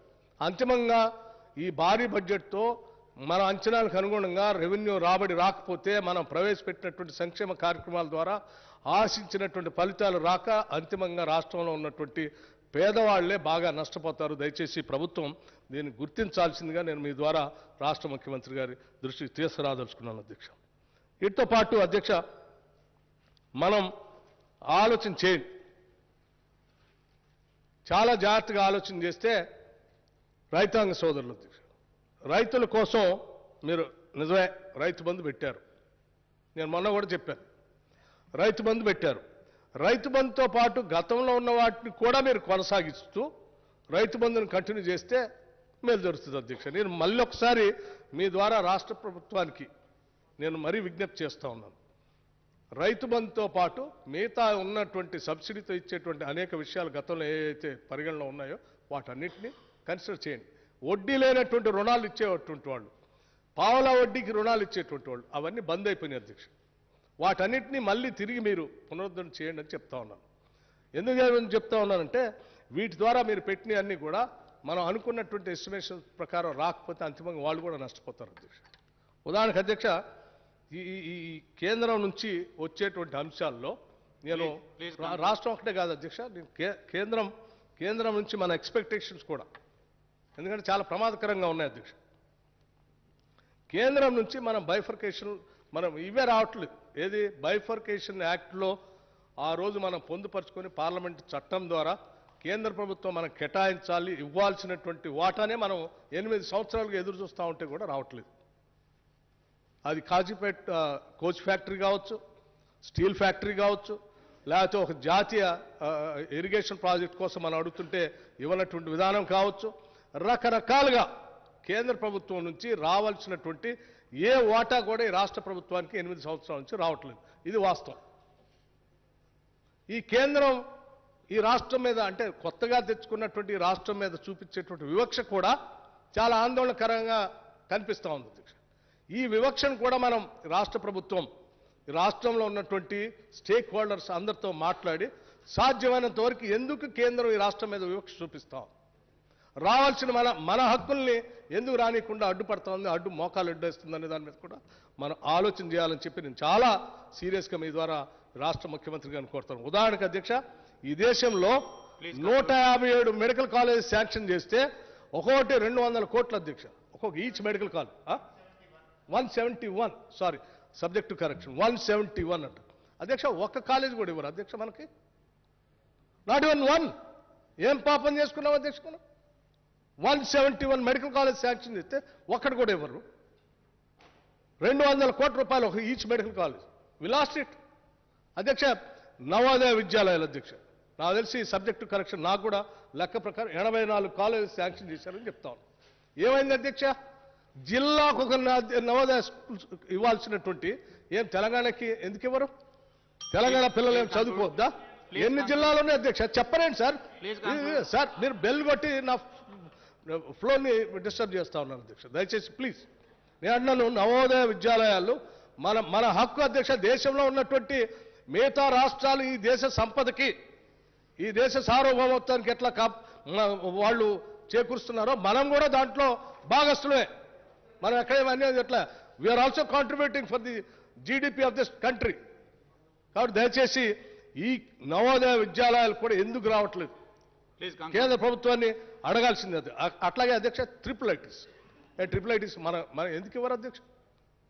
ఐఐటీస్ ఐఐఎంస్ ఎందుకు ఇవ్వరు అధ్యక్ష? దేశం అంతా ఇస్తారు, తెలంగాణకి ఎందుకు ఇవ్వరు అధ్యక్ష? ఎయిమ్స్ శాంక్షన్ చేస్తే నిధులు ఇవ్వరు, ఏం ఇవ్వాల్సిన అవసరం లేదా? అట్లాగే అధ్యక్ష ఐటీఐఆర్ నిమ్స్ ఇవన్నీ మేము ఆనాడు రీఆర్గనైజేషన్ బిల్లో తెలంగాణకి బెనిఫిట్ జరగాలని చెప్పి సోనియా గాంధీ గారు వీటన్నిటిని పొందుపరిస్తే ఏమైంది అధ్యక్ష? 8 సంవత్సరాలుగా రూపాయి ఇవ్వకుండా ఈ రాష్ట్రం మీద వివక్ష చూపిస్తా ఉంటే కేంద్రం మీద అధ్యక్ష మాట్లాడాలి అధ్యక్ష. ఇవన్నీ తెలియాలి, సమాజానికి తెలియాలి అధ్యక్ష, రావాలి. వీటి కోసం మనం పోరాటం చేయాలి. ఇది మనం రాష్ట్రం తెచ్చుకున్నది ఆస్తులను సృష్టించుకొని ఆ సంపదను ప్రజలకు పంచడానికి అధ్యక్ష, ఏదో కొద్ది మంది చేతుల్లో పోవటానికి కాదు అధ్యక్ష. నేను ఒక ఉదాహరణ తప్పనిసరిగా మీ ద్వారా ఈ సభ దృష్టికి తీసుకొని రాదలుచుకున్నాను అధ్యక్ష. జాతీయ ప్రాజెక్టు మేము పరిశీలన చేస్తామని చెప్పారు అధ్యక్ష. రీఆర్గనైజేషన్ బైఫర్కేషన్ యాక్ట్లో బిల్లు పెట్టినప్పుడు సభలో చర్చ జరిగితే తెలంగాణకు కూడా ఒక జాతీయ ప్రాజెక్టు కావాలంటే తప్పనిసరిగా పరిశీలన చేస్తాం, కన్సిడర్ చేస్తామని మన్మోహన్ సింగ్ గారు రాజ్యసభలో చెప్పారు అధ్యక్ష. ఇది ఏం మనం 8 సంవత్సరాల నుంచి అడుగుతుంటే ఎందుకు ఇవ్వరు అధ్యక్ష? ఇవ్వాలి కదా. అట్లాగే అధ్యక్ష సార్ అధ్యక్ష మనం అడిగేది ఈ దేశంలో సృష్టించబడుతున్నటువంటి సంపదలో ఈ రాష్ట్రానికి రావాల్సిన వాటాను కూడా అడుగుతా ఉన్నాం అధ్యక్ష. మనం కట్టడం ఒకటే కాదు, మనకు రావాల్సింది కూడా మన ప్రజలకు చెందాలి అధ్యక్ష. ఉదాహరణ నేను చెప్తా ఉన్నాను ఏంటి అధ్యక్ష, ఈ దేశాన్ని స్వాతంత్రం తెచ్చుకున్నది దేనికి అధ్యక్ష? దేనికోసం తెచ్చుకున్నాం? స్వేచ్ఛ, స్వాతంత్రం, సౌభ్రాతృత్వం, సంపద ప్రజలందరికీ పంచబడాలని. ఇవాళ ఏం జరుగుతుంది అధ్యక్ష? తెచ్చుకున్న స్వాతంత్ర భారతదేశంలో అనేక సంస్థలు మేము సృష్టించాం, అనేక ప్రభుత్వ రంగ సంస్థలను సృష్టించాం. ఇవాళ ఏమవుతుంది అధ్యక్ష? సంపద మొత్తాన్ని, ప్రభుత్వ రంగ సంస్థలన్నింటినీ ఆనాడు పండిట్ జవహర్లాల్ నెహ్రూ గారు మిశ్రమ ఆర్థిక విధానాలతో ఈ దేశ సంపద కోసం, ఈ దేశ సంపదని ప్రజలకు చెందాలనేటువంటి ఆలోచనతో, కొద్దిమంది గుత్తాధిపత్యం ఉన్నటువంటి కార్పొరేట్ శక్తుల చేతుల్లో పోనీయకూడదన్నటువంటి ఆలోచనతో ఆ రోజు ప్రభుత్వ రంగ సంస్థలు ప్రవేశపెట్టి ఆ సంపద అంతా దేశానికే ఉండేటట్టు చేసి ఆ ప్రభుత్వ రంగ సంస్థల్లో ఈ దేశంలో ఉన్నటువంటి అట్టడుగులు ఉన్నటువంటి గిరిజనుల కోసం, దళితుల కోసం, బలహీన వర్గాల కోసం ఉద్యోగ అవకాశాలు కూడా కల్పించే విధంగా సంపదను సృష్టిస్తే ఇవాళ సృష్టించిన సంపదని అమ్మేస్తా ఉన్నారు అధ్యక్ష. తెగనమ్మేస్తా ఉన్నారు. గుండె తరుక్కుపోతా ఉంది అధ్యక్ష. 1 కాదు 2 కాదు, రైల్వేస్ని అమ్మేస్తా అంటారు, ఎల్ఐసిని అమ్మేస్తా అంటారు, ఏది పడితే అది అధ్యక్ష. ఈ మధ్య సాక్షాత్తు ఆర్థిక శాఖ మంత్రులు నిర్మలా సీతారామన్ గారు ఒక స్టేట్మెంట్ ఇస్తారు. మానిటైజేషన్ పైప్ లైన్ ఏంటి అధ్యక్ష? దాదాపు 6 లక్షల కోట్లు ప్రభుత్వ రంగ సంస్థలకు సంబంధించిన ఆస్తులన్నింటినీ ప్రైవేట్ వాళ్ళకి అమ్మేస్తారట. ఈ సంపద అంతా ప్రజలకు చెందొద్దట, ఏదో ప్రైవేట్ వ్యక్తులకు ఎవరి కోసం అధ్యక్ష ఇది? మా నాయకుడు చెప్పాడు రాహుల్ గాంధీ గారు మొన్న మాట్లాడుతూ, ఏం జరుగుతుంది ఈ దేశంలో అని. అరే ఆనాడు ఈ దేశంలో ఫిరంగులు తుపాకులు ఎదుర్కొని ఈ దేశ స్వాతంత్రం కోసం పోరాటం చేసిన కాంగ్రెస్ నాయకత్వం ఈస్ట్ ఇండియా కంపెనీ లాంటి వాళ్ళు పారదోలి బయటికి పంపిస్తే ఇవాళ వెస్ట్ ఇండియా కంపెనీకి మొత్తం దేశాన్ని మొత్తం దారాదత్తం చేస్తుంది. ఇది ఎక్కడ ఏమని అడిగారు. ఏమంటే దేశ సంపద అండి, ఏదో 2 వ్యక్తులు వెస్ట్ ఇండియా పార్టీలో ఉన్నటువంటి 2 వ్యక్తులు దారాదత్తం చేస్తా అంటే ఎట్లా? హమ్ దో హమారా దో ఆయన హమ్ దో హమారా దో. దేశం అంతా వాళ్ళిద్దరి కోసమేనండి, ఆ నలుగురు కోసమేనా? వాళ్ళ కోసమే కాదు కదా త్యాగాలు చేసి. పూజ్య బాపూజీ మహాత్మా గాంధీ మన పైన ఉన్నాడు సార్, సత్యమేవ జయతే. ఒక్కసారి ఆలోచన చేయండి సార్. సామ్రాజ్యవాద శక్తులకు వ్యతిరేకంగా నిలబడి అనేక సంవత్సరాలు పోరాటం చేసింది సార్. ఆయన సహాయ నిరాకరణ చేశాడు, పన్నులు కట్టొద్దన్నాడు, రకరకాలైనటువంటి ఉద్యమాలు చేస్తే కూడా ఆనాడు సామ్రాజ్యవాద శక్తులు, బ్రిటిష్ వాళ్ళు, ఇంపీరియలిస్టిక్ వాళ్ళు కూడా ఒక్కసారి కూడా ఆయన లాఠీ చార్జ్ చేయలే. కానీ ఏమైంది అధ్యక్ష, 6 నెలలు స్వాతంత్రం రాగానే మత ఛాందస్వాదులు అత్యంత ప్రమాదకరమైన వ్యక్తులు భారతీయ జనతా పార్టీ నాయకత్వంలో పనిచేసేటువంటి ఆర్ఎస్ఎస్ వాళ్ళు 6 నెలలు తిరగకుండానే మనమంతా జాతిపితగా కొలిచే మహాత్మా గాంధీని పట్టపగలు తుపాకీతో కాల్చి చంపినటువంటి వాళ్ళు ఈరోజు దేశాన్ని పాలన చేస్తా ఉంటే సిగ్గుపడాలి అధ్యక్ష. మనం ఓ పక్కన జాతిపిత అని పూజిస్తాం, ఇంకో పక్కన జాతిపితను చంపే గాడ్సే లాంటి వాళ్ళందరినీ దేవుడిగా కొలుస్తామని చెప్పేటువంటి పార్టీ ఈరోజు దేశాన్ని పాలన చేస్తూ ఉన్న సంపద అంతా కూడా ఏదో కొద్దిమంది శక్తులు పంచిస్తా ఉంటే ఇది ఎక్కడ అన్యాయం అధ్యక్ష? ఇది ఎక్కడ వివక్ష? దేశ ప్రజల కోసం తెచ్చుకున్నాం అధ్యక్ష. దీన్ని ఎట్టి పరిస్థితుల్లో ఒప్పుకునేది లేదు అధ్యక్ష. వివక్ష మనకి దేశం నుంచి, ఈ దేశ సంపదలో నుంచి రావాల్సిన వాటా ఎట్టి పరిస్థితుల్లో రావాల్సిన విధంగా మనం పోరాటం చేయాల్సినటువంటి అవసరం ఉందని కూడా నేను ఈ సందర్భంగా చెప్తూ, ఈ కోల్ మైన్స్ అధ్యక్ష సింగరేణి కాలనీకి సంబంధించిన పరిసర ప్రాంతాల్లో ఏరియాలో ఉన్నటువంటి కోల్ మైన్స్ ని అత్యంత పెద్ద కంపెనీ అధ్యక్ష, పబ్లిక్ సెక్టర్, అది పబ్లిక్ సెక్టర్ అధ్యక్ష. నేను అధ్యక్ష నా వ్యక్తిగత ప్రయోజనాల గురించి నేను మాట్లాడలేదు సార్ అధ్యక్ష, ఈ రాష్ట్ర ప్రయోజనాల గురించి మాట్లాడుతా ఉన్నాను అధ్యక్ష. కోల్ మైన్స్ అధ్యక్ష, కోల్ మైన్స్ సింగరేణి కాలనీస్ అడిగితే ఆ ఏరియా ఆపరేషన్ లో ఉన్నటువంటి దానికి ఇవ్వకుండా వదిలేసి నేను ఒక ప్రైవేట్ వాళ్ళు గొప్ప చెప్తా అంటే ఎట్లా అధ్యక్ష? అంటే మీ రాష్ట్రంలో గుజరాత్లో అయితే మీరు అడిగితే ఇచ్చేస్తారు, మా రాష్ట్రంలో మాకు ఇయ్యరా? సింగరేణి మంద కాదా? సింగరేణి కార్మికులు మనవాళ్ళు కాదా? సింగరేణి కార్మికులు బతకాల్సిన అవసరం లేదా? సింగరేణి ఆస్తి ఈ రాష్ట్ర ఆత్మ అధ్యక్ష. ఈ ప్రజలందరూ కూడా దానికోసం ఎదురు చూస్తున్నారు. ఎట్టి పరిస్థితుల్లో ఒక్కదాన్ని కూడా వదులుకునేది లేదు అధ్యక్ష. మనం దీనికోసం పోరాటం చేయాల్సిందే నేను రాష్ట్ర ప్రభుత్వానికి కోరుతా ఉన్నాను అధ్యక్ష. ఈ రాష్ట్రం తెచ్చుకున్నది ఈ రాష్ట్ర ప్రజలందరూ బాగుపడాలని, తలెత్తుకొని బతకాలని, ఆత్మగౌరవంతో ఉండాలని అధ్యక్ష. దానికోసం సంపదలో వాటా రావాల్సిందే, మనం పోరాటం చేయాల్సిందే అని చెప్తూ నేను వారికి చెప్పదలుచుకుంది ఏంటంటే వీటితో పాటే కాకుండా మన రాష్ట్రంలో ఉన్నటువంటి సంపదను కూడా ప్రజలకు పంచాలి. మనం ఇళ్ల సంగతి చెప్పాము అధ్యక్ష. ఇళ్ల గురించి అధ్యక్ష, ఇళ్ల గురించి పేదల సమస్యలు అధ్యక్ష. నేను కంక్లూడ్ చేస్తాను. ఇళ్ల సమస్య మనం నియోజకవర్గానికి 3,000 లెక్క ఇల్లు ఇస్తాను. బడ్జెట్ ఆ 3,000 ఇల్లు 119 నియోజకవర్గాలు సరిపోని మాత్రమే కేటాయించాం. అంటే రాష్ట్ర ప్రభుత్వం భవిష్యత్తులో రాష్ట్ర ప్రభుత్వం ద్వారా కట్టేటువంటి డబుల్ బెడ్రూమ్ ఇళ్ళు కట్టదా? కట్టే పరిస్థితి ఉంటే దానికి సరిపోయే కేవలం ఆ 3,000 ఇళ్ల లెక్క ప్రకారం మీరు చెప్పినట్టు నిన్న హౌసింగ్ మంత్రి గారు చెప్పినట్టు దానికి సరిపోయేటట్టుగానే లెక్క చెప్పారు. బడ్జెట్ అంతవరకే కేటాయించారు. మీరు అదనంగా కేటాయిస్తారా, చూపిస్తారా చెప్పాల్సిందిగా నేను కోరుతా ఉన్నాను అధ్యక్ష. అట్లాగే ఉద్యోగాలు అధ్యక్ష, ఉద్యోగాలకు సంబంధించి సరే సార్, నేను సార్ చిన్న సమస్యలు సార్, చిన్న సమస్యలు సార్, ప్రజలు ఎదుర్కొనే చిన్న సమస్యలు sir. Nizam sugar factory sir మీకు సంబంధించి మీ ఏరియాలో కూడా ఉన్న అధ్యక్ష. గతంలో మా సభ్యుడు జీవన్ రెడ్డి గారు ఇక్కడ ఉన్నప్పుడు కూడా గౌరవ ముఖ్యమంత్రి గారి దృష్టికి తీసుకుని వచ్చారు. మొన్న కౌన్సిల్లో కూడా మాట్లాడారు మినిస్టర్ గారు. సార్ వారికి కేటాయించిన టైం ఇప్పటికే చాలా టైం అయిపోయింది సార్. వారు మాట్లాడొద్దని అనట్లేదు సార్. మేము ఇంకా ఏమన్నా చిన్న సమస్యలు ఉంటే క్లారిఫికేషన్స్లో అడుగుమానండి సార్. క్లారిఫికేషన్స్ టైం ఇవ్వండి సార్. చాలా ప్రజలకు సంబంధించిన చెప్తా ఉన్నాను సార్ అధ్యక్ష.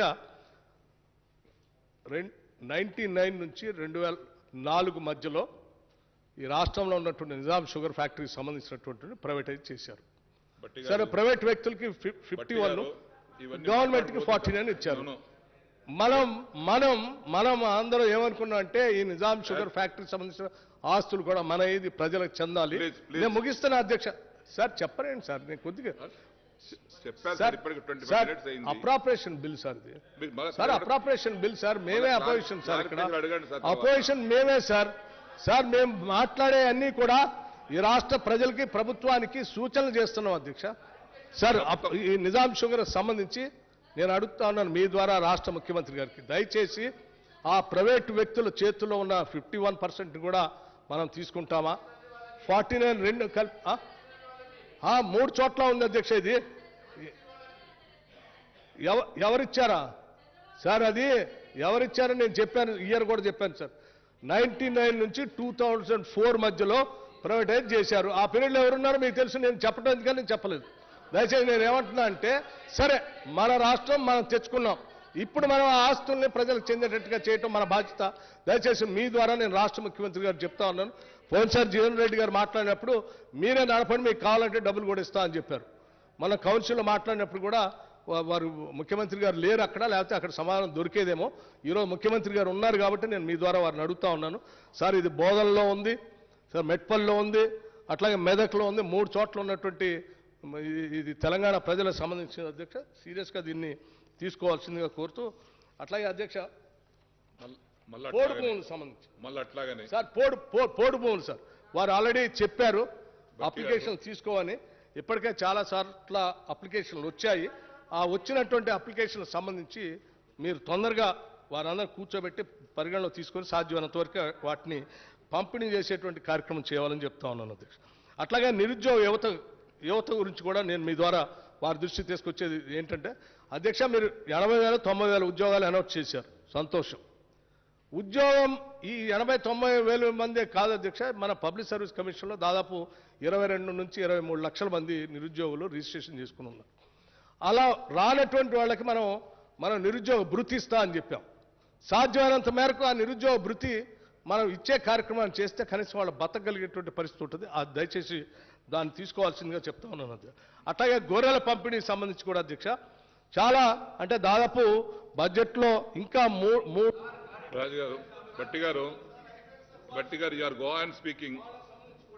No there is some limit కదా, there is some limit for everybody. No already 25 minutes over sir. Kindly cooperate please conclude. Sir చాలా స్పీడ్గా ముగిస్తా ఉన్నాను సార్. కంక్లూడ్ సార్ విద్యుత్ ఈ గొర్రెల పంపిణీలో ఇంకా దాదాపు 3.51 లక్షల మందికి ఇవ్వాల్సింది ఉంది అధ్యక్ష. వాళ్ళకి సాధ్యమైనంత వరకు త్వరితగతిన ఇప్పించే ఏర్పాటు చేయవలసిందిగా నేను మీ ద్వారా రాష్ట్ర ప్రభుత్వాన్ని కోరుతా ఉన్నాను అధ్యక్ష.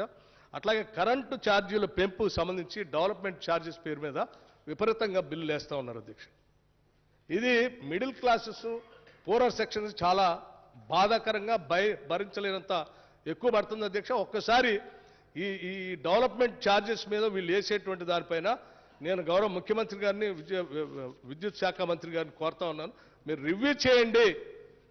వాళ్ళ మీద వేలు బిల్లులు పడతా ఉంటే కట్టలేని పరిస్థితిలో ఉన్నారు, రివ్యూ చేయవలసిందిగా వారిని కోరుతా ఉన్నాను అధ్యక్ష. అట్లాగే అధ్యక్ష ఈ పంట నష్టపోయినటువంటి వాళ్ళకి మిర్చి రైతులు కానీ నకిలీ విత్తనాల ద్వారా నష్టపోయినటువంటి వాళ్ళకి కానీ దయచేసి రివ్యూ చేసి వాళ్ళకి నష్టపరిహారం, నకిలీ విత్తనాలని ఈ రాష్ట్రంలో అమ్మకుండా చూడాల్సిన బాధ్యత ఈ రాష్ట్ర ప్రభుత్వం పైన ఉంది అధ్యక్ష. మీ ద్వారా నేను ముఖ్యమంత్రి గారు చెప్తాను, గతంలో వారు ఒకసారి చెప్పారు నకిలీ విత్తనాలు అమ్మినటువంటి వాళ్ళ మీద పీడీ యాక్ట్ పెడతాం, చర్యలు తీసుకుంటామని. కానీ ఇంకా నకిలీ విత్తనాలు అమ్ముతా ఉన్నారు. దానికి ఉదాహరణ నేను మొన్న చెప్పాను, పొద్దుతిరుగుడు పువ్వులు సంబంధించి నకిలీ విత్తనాలు విరివిగా రావటం వల్ల ఆల్టర్నేటివ్ క్రాప్ వేసుకున్నటువంటి వాళ్ళు పెద్ద ఎత్తున నష్టపోయారు. అట్లాగే మిర్చి సంబంధించి పత్తికి సంబంధించి కూడా నష్టపోయారు అధ్యక్ష. విఆర్ఎల్ సమస్య. Please discussion is over sir. Please reply by honourable chief minister.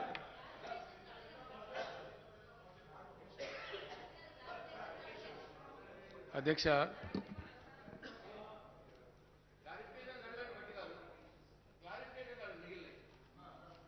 Budget సమావేశాల సందర్భంగా అప్రాప్రియేషన్ బిల్లు ప్రవేశపెట్టిన సందర్భంలో గౌరవనీయులు శ్రీ అక్బరుద్దీన్ ఓవైసీ గారు, శ్రీ ఆరూరు రమేష్ గారు, శ్రీ బట్టి విక్రమార్క గారు ఈ చర్చలో పాల్గొన్నారు అధ్యక్ష. వారికి నేను ధన్యవాదాలు తెలియజేస్తా ఉన్నాను. అక్బరుద్దీన్ ఓవైసీ గారు అట్లాగే మిత్రులు బట్టి విక్రమార్క గారు నా ఆరోగ్యం గురించి కొన్ని మంచి మాటలు చెప్పారు. వారికి వ్యక్తిగతంగా నేను ధన్యవాదాలు తెలియజేస్తా ఉన్నా అధ్యక్ష. అధ్యక్ష, ఇక్కడ ఒక విషయం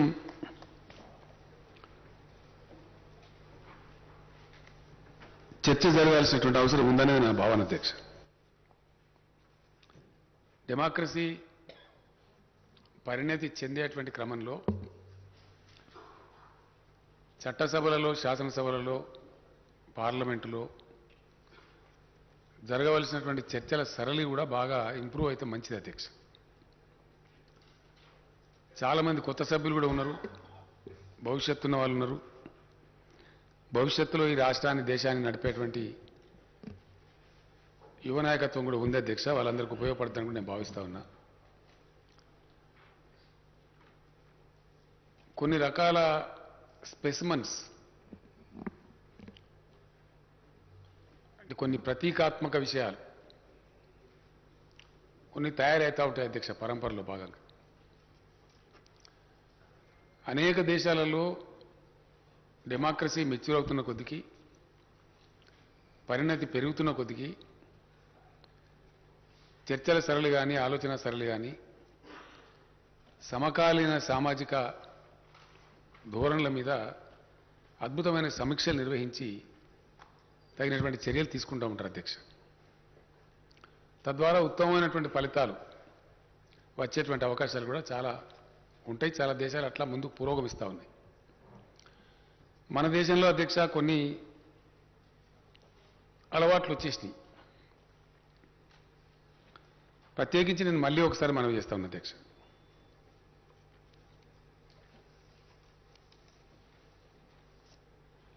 ఈ బడ్జెట్ అంటే అదేదో బ్రహ్మ పదార్థం అన్నట్టు, అదేదో ఒక అంకెలు మాత్రమే చెప్తారన్నట్టు, ఇంక్రిమెంటల్లో డిక్రిమెంటల్లో ఉంటారన్నటువంటి ఒక అభిప్రాయం మన దేశంలో ప్రబలి ఉంది అధ్యక్ష. అన్ని స్థాయిలలో అదే చర్చ. పార్లమెంట్లో కానీ, వివిధ రాష్ట్రాలలో ప్రవేశపెట్టేటువంటి బడ్జెట్ల సందర్భంగానే రెండు విషయాలు మనం గమనిస్తాం అధ్యక్ష. బడ్జెట్ ఆర్థిక మంత్రి గారు ప్రవేశపెడతారు. దానికి సంబంధించి అధికార పక్ష సభ్యులు ఆహా బడ్జెటు, ఓహా బడ్జెటు, ఇది అద్భుతమైన బడ్జెటు అని వీళ్ళు చెప్తారు అధ్యక్ష. ప్రతిపక్ష సభ్యులేమో ఇది పనికి మాలిన బడ్జెటు, పసలేని బడ్జెటు, బడ్జెట్ సప్పగా ఉంది. ఇప్పుడు నాకు జ్ఞానం వచ్చి 50 ఏళ్ళు అయితే అధ్యక్ష ఈ రాజకీయపరమైనటువంటి ఇదే మాటలు వింటాం అధ్యక్ష స్టీరియోఫోనిక్. ఏం కారణం? దీనిలో మార్పు లేదు అధ్యక్ష, ఇది కంటిన్యూ ఉంటుంది. సీట్లు మారినప్పుడు కూడా ఇదే ధోరణి. ఇటుంటే ఈ మాట, అటుంటే ఆ మాట. స్థూలంగా మనం ఆలోచిస్తే అధ్యక్ష, బడ్జెట్ అనేది నిధుల యొక్క కూర్పు. ఈ కూర్పు ఎట్లా ఉండాలా, ఏం జరగాల, ఆ సమకూర్చబడ్డ నిధులను ఏ విధంగా వినియోగించి రాష్ట్రం లేదా దేశం యొక్క అభ్యుదయానికి తోడ్పడాలనేటువంటిది ఇక్కడ విషయం అధ్యక్ష. దీనిలో అప్పులు అనేది కూడా ఒక రెటరిక్ మన కంట్రీలో.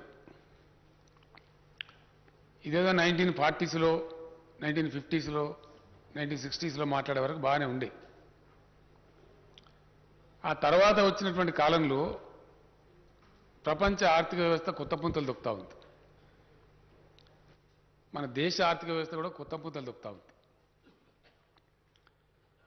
నాకుండే పరిజ్ఞానం మేరకు అధ్యక్ష, ఐ స్టాండ్ ఫర్ కరెక్షన్. దేశానికి స్వతంత్రం వచ్చిన తర్వాత బడ్జెట్ ప్రవేశపెడితే మన మొట్టమొదటి బడ్జెట్ ఓన్లీ 190 crores అధ్యక్ష. జస్ట్ 190 కోట్లు దేశ బడ్జెట్. అందులో దగ్గర 91 కోట్లేమో రక్షణ నిధికి అధ్యక్ష, డిఫెన్స్కి. మిగిలిందే మొత్తం దేశానికి బడ్జెట్. నేను ఎంఏ పొలిటికల్ సైన్స్లో ఉన్నప్పుడు అధ్యక్ష 1978లో ఇప్పుడు కాంగ్రెస్ గవర్నమెంట్ వస్తే డాక్టర్ చెన్నారెడ్డి గారు ముఖ్యమంత్రిగా బడ్జెట్ ప్రవేశపెడితే 680 crores అధ్యక్ష బడ్జెట్, ఆంధ్రప్రదేశ్ బడ్జెట్. ఈరోజు మనం లక్షల కోట్లలో మాట్లాడుతా ఉన్నాం. అంటే ఈ నిధుల కూర్పుకు సంబంధించి నేను గతంలో కూడా చెప్పిన అధ్యక్ష, మళ్ళీ ఒకసారి మనవి చేస్తా ఉన్నా. వాస్తవానికి జరగాల్సింది అధ్యక్ష, ప్రజాస్వామ్య దేశంలో అన్నిటికన్నా ముఖ్యమైనటువంటి విభాగం ప్రణాళిక విభాగం అధ్యక్ష, ప్లానింగ్ డిపార్ట్మెంట్. ప్రతి ఆర్థిక సంవత్సరం ప్రారంభ దశలో అంతకుముందు నేను ఇటీవల కాలంలో మన ఫైనాన్స్ సెక్రటరీ గారు కూడా చెప్పాను, మన సిఎస్ గారు కూడా చెప్పాను, ఫైనాన్స్ మినిస్టర్ గారు కూడా చెప్పాను. బడ్జెట్ రెండు రకాలు ఉంటుంది అధ్యక్ష. ఒకటి గవర్నమెంట్ బడ్జెట్, ఒకటేమో ప్రైవేట్ ఫ్యామిలీ బడ్జెట్. ఈ రెండింటి మధ్య చాలా స్పష్టమైన తేడా ఉంటుంది. ప్రైవేట్ బడ్జెట్ ఏమో వాళ్ళ బ్యాంక్ బ్యాలెన్స్ మీదనో వాళ్ళకు సంవత్సరం మొత్తం మీద కలిపి వచ్చే ఆదాయం మీదనో ఆధారపడి వాళ్ళ ప్లానింగ్ ఉంటుంది అధ్యక్ష. ఒక రైతుకు పంట పండితే 10 లక్షలు వస్తే ఏం చేయాలి ఈసారి? అమ్మాయి పెళ్లి చేయటమా, ఇల్లు కట్టుకోవటమా, లేదు పిల్లవాడిని మెడిసిన్ చదివించడమా, లేదు ఇంకేదైనా 2 ఆభరణాలు కొనుక్కోవడమా? ఇది ప్రైవేట్ బడ్జెట్ అధ్యక్ష. వాళ్ళ యొక్క పర్స్ ఏదైతే ఉంటుందో వాళ్ళ కిట్టి దాని మీద ఆధారపడి వాళ్ళ బడ్జెట్ రూపకల్పన జరుగుతుంది. కానీ గవర్నమెంట్కి వచ్చేటప్పటికి అది తారుమారు అవుతుంది అధ్యక్ష. గవర్నమెంట్లో మొట్టమొదటి ప్లాన్ ప్రిపేర్ అవుతుంది. ఈ సంవత్సరం విద్యా రంగం మీద మనం ఎంత ఖర్చు పెట్టాలా, అవసరాలు ఏమున్నాయి, వైద్య రంగం పరిస్థితి ఏంది, లేదు ఫలానా రంగం ఏంది, ఫలానా రంగం ఏంది, నీటిపారుదల ఏంది, మంచి ఏంది, చెడ్డ ఏంది అని ఒక ప్లాన్ ప్రిపేర్ అవుతుంది. యాజ్ అగైన్స్ దట్ ప్లాన్ నిధుల కూర్పు జరుగుతుంది అధ్యక్ష. ప్రజాస్వామ్య ప్రభుత్వానికి వాస్తవంగా చెప్పానంటే ఉండే వైటల్ పవర్స్ రెండు అధ్యక్ష. Government in a democracy can tax anybody. ఆ ట్యాక్స్ ఎక్కువ వేసినరా తక్కువ వేసినరా అది ప్రజా కోర్టులో తీర్పు చెప్తారు అధ్యక్ష. ప్రజలు వాళ్ళకి నచ్చకపోతే వైటల్ పవర్స్ రెండు. It can tax anybody, it can arrest anybody. ఈ 2 అధికారాలు మాత్రమే ఉంటాయి అధ్యక్ష. డెమోక్రసీలో ఉండే గొప్పతనమే అది. ఈ కూర్పులో భాగంగా రాష్ట్రానికి వచ్చేటువంటి పన్నులు మన దేశంలో ఉన్నటువంటి మన రాజ్యాంగ విహితమైనటువంటి అరేంజ్మెంట్ ప్రకారంగా కొన్ని పన్నులేమో రాష్ట్రాలు వసూలు చేస్తే అధ్యక్ష, కొన్ని సెంట్రల్ గవర్నమెంట్ వసూలు చేస్తుంది. States share in central taxes అంటే కేంద్రం కలెక్ట్ చేసిన దాంట్లో. తర్వాత ఫైనాన్స్ కమిషన్ గ్రాంట్స్ అవి పోను పన్నేతర రెవెన్యూ, నాన్ ట్యాక్స్ రెవెన్యూ, ఇందాక భట్టి గారు చెప్పారు. అవి పోను ఇంకో వెసులుబాటు ఏంటంటే మార్కెట్ బారోయింగ్స్. ఇవన్నీ కలిపి వీటి సమాహారం బడ్జెట్. భట్టి గారికి నా రిక్వెస్ట్ ఏంటంటే, మొన్న ఏదో ఒక మంచి మాట వారు మాట్లాడినట్టు నేను చూసిన పేపర్లలో, హౌస్లో లేను కానీ, మన ఊరు మన బడి కార్యక్రమం మంచి కార్యక్రమం అన్నారు. నేను ప్రతిసారి అంటా ఉంటా అధ్యక్ష, భట్టి విక్రమార్క గారి ప్రేమకు మేము నోసుకోలేదు, ఒకటన్నా మా గురించి మంచి మాట చెప్పరు అని అంటా ఉంటా. ఈసారి వారికి ఎందుకో కొంచెం దయ కలిగింది, మంచి మాట ఒకటి చెప్పినారు. వారు ఇందాక దేశవ్యాప్తంగా ఉన్నటువంటి ప్రభుత్వ రంగ సంస్థలు స్వాతంత్రం వచ్చిన తొలినాళ్లలో జరిగినటువంటి ప్రయత్నాలలో భాగంగా వచ్చిన అనేక గొప్ప గొప్ప సంస్థలు ఎట్లా నాశనం చేయబడుతున్నాయో చాలా గట్టిగా వారు చెప్తా ఉంటే, ఈ పక్కన సభ్యులు అంటున్న భట్టి గారు పార్లమెంట్ అయితే బాగుంటుంది, ఈ అంశం పార్లమెంట్ ఇది, అందరం కలిసి వారిని మన రాష్ట్రం పక్షాన పార్లమెంట్కి పంపాలని మాట్లాడుతున్నారు అధ్యక్ష. ప్రమోషన్ అధ్యక్ష, డిమోషన్ ఏం లేదు అక్కడ. అంత గట్టిగా వారు మాట్లాడుతుంటే ఆవేదన వ్యక్తం చేస్తూ ఉంటే సభ్యులకు ఇమీడియట్ అభిప్రాయం ఏమొచ్చిందంటే, ఈ సబ్జెక్ట్ అంతా గవర్నమెంట్ ఆఫ్ ఇండియా కోపం మా మీద చేస్తే అత్త మీద కోపం దుత్త మీద చేసినట్టు, మేము కాదు కదా చేసేది. మన దగ్గర ఉన్న ప్రైవేటు సంస్థల్ని ఎంతో కొంత కాపాడుతున్నాయి, ప్రభుత్వ రంగ సంస్థలను కూడా చాలా అద్భుతంగా మనం కాపాడుతున్నాం అధ్యక్ష. మన ఆర్టీసీ పరిరక్షణ కావచ్చు, వారు అన్నట్టు సింగరేణి పరిరక్షణ కావచ్చు, మన పరిధిలో ఉన్న మేరకి కాపాడుకుంటూ వస్తా ఉన్నాం. ఈ నిధుల కూర్పులో అధ్యక్ష ఈరోజు నేను చెప్పే లెక్క కాదు ఇది, handbook of statistics published by reserve bank of India. డజన్ల కొద్ది విషయాలలో తెలంగాణ రాష్ట్రం కొత్త రాష్ట్రం అయినప్పటికీ అద్భుతాలు సాధిస్తూ ఉందని చెప్పి రిజర్వ్ బ్యాంక్ ఆఫ్ ఇండియా చెప్తా ఉంది అధ్యక్ష. ఇది నేను చెప్తలేదు. ఏ ఒక్క అంశం 2 అంశాలు కాదు, ఆ వివరాలన్నీ ఆర్థిక శాఖ మంత్రి గారు చాలా వివరంగా వారి స్పీచ్లో చెప్పారు, వారి ఆన్సర్లు కూడా చెప్పారు. సభ్యులకు చాలా వరకు దాంట్లో సమాధానాలు వచ్చినాయి. నేను ఆ వివరాల్లో పోను అధ్యక్ష. కానీ అప్పులు అని ఏదైతే వారు అన్నారో, ఈ రోజున్నటువంటి విజ్డమ్ ఆఫ్ ఎకానమీలో ఈరోజు ఉన్నటువంటి ఎకనామిక్ డైనమిక్స్లో అది అప్పు కింద పరిగణించారు అధ్యక్ష, దాన్ని వనరుల సమీకరణ కింద పరిగణిస్తారు. ఇందాక నేను మనవి చేసినట్టుగా వనరులు అనేటివి రకరకాల పద్ధతులలో వస్తాయి. ట్యాక్స్ ద్వారా, ట్యాక్సేతరంగా, అట్లాగే మార్కెట్ బారోయింగ్స్ ద్వారా. ఆ వచ్చే దానిలో కూడా మనం ఎంత బ్రహ్మాండమైనటువంటి మన రాష్ట్రాన్ని ఒక కఠోరమైనటువంటి క్రమశిక్షణ పాటిస్తూ ఉన్నాం. కరప్షన్ను అణిచివేసినాం. ఎస్, డెఫినెట్గా గతంలో ఎన్నడూ లేనటువంటి పారదర్శకతను ప్రవేశపెట్టినాం. చిన్న మొత్తం కాదు కదా అధ్యక్ష, రైతు బంధు కింద ఇచ్చింది ఒక 50,000 కోట్ల పైచీలకి ఇచ్చినాం ఇప్పటికే. తమరు నేను ఆ రోజు లక్ష్మీపుత్రుడు అని అనేవాడిని అధ్యక్ష. తమరు వ్యవసాయ శాఖ మంత్రి ఉన్నప్పుడే దాన్ని ప్రారంభించినారు. 100% ట్రాన్స్పరెన్సీ సార్. ఇక్కడ ఫైనాన్స్ సెక్రటరీ గారు వేస్తే మన ఆర్థిక మంత్రి గారు చెప్పినట్టుగా అక్కడ సెల్ ఫోన్లలో టంగ్ టంగ్ టంగ్ మన మెసేజ్ వస్తుంది, బ్యాంకులో జమ అయిపోతుంది. దఫ్తర్కి పోయేది లేదు, దరఖాస్తు పెట్టేది లేదు, ఎవరికి సల్యూట్ కొట్టేది లేదు, పైరవి లేదు. మధ్య దళారీలు మాయమైపోయినారు. అట్లా అనేక విషయాలలో డైరెక్ట్ బెనిఫిట్ ట్రాన్స్ఫర్ ఏదైతే ఉందో పారదర్శకత కూడా పెంచగలిగినాం. మధ్యలో పిల్ఫరేజ్ తగ్గిపోయింది, లీకేజ్ కూడా తగ్గిపోయింది. అట్లాంటి అనేక సంస్కారవంతమైనటువంటి ఆర్థిక క్రమశిక్షణను కఠినంగా పాటించడం మూలాన మన రాష్ట్రంలో ఉండే 29 మొన్నటి వరకు అధ్యక్ష, కశ్మీర్ యూటీ అయిన తర్వాత 28 రాష్ట్రాలు. 28వ రాష్ట్రంలో అప్పులు చేసే క్రమంలో మన ర్యాంకు 25వ స్థానంలో ఉన్నాం అధ్యక్ష. మనకన్నా పైన 24 రాష్ట్రాలు మనకన్నా చాలా ఎక్కువ అప్పు చేసినాయి.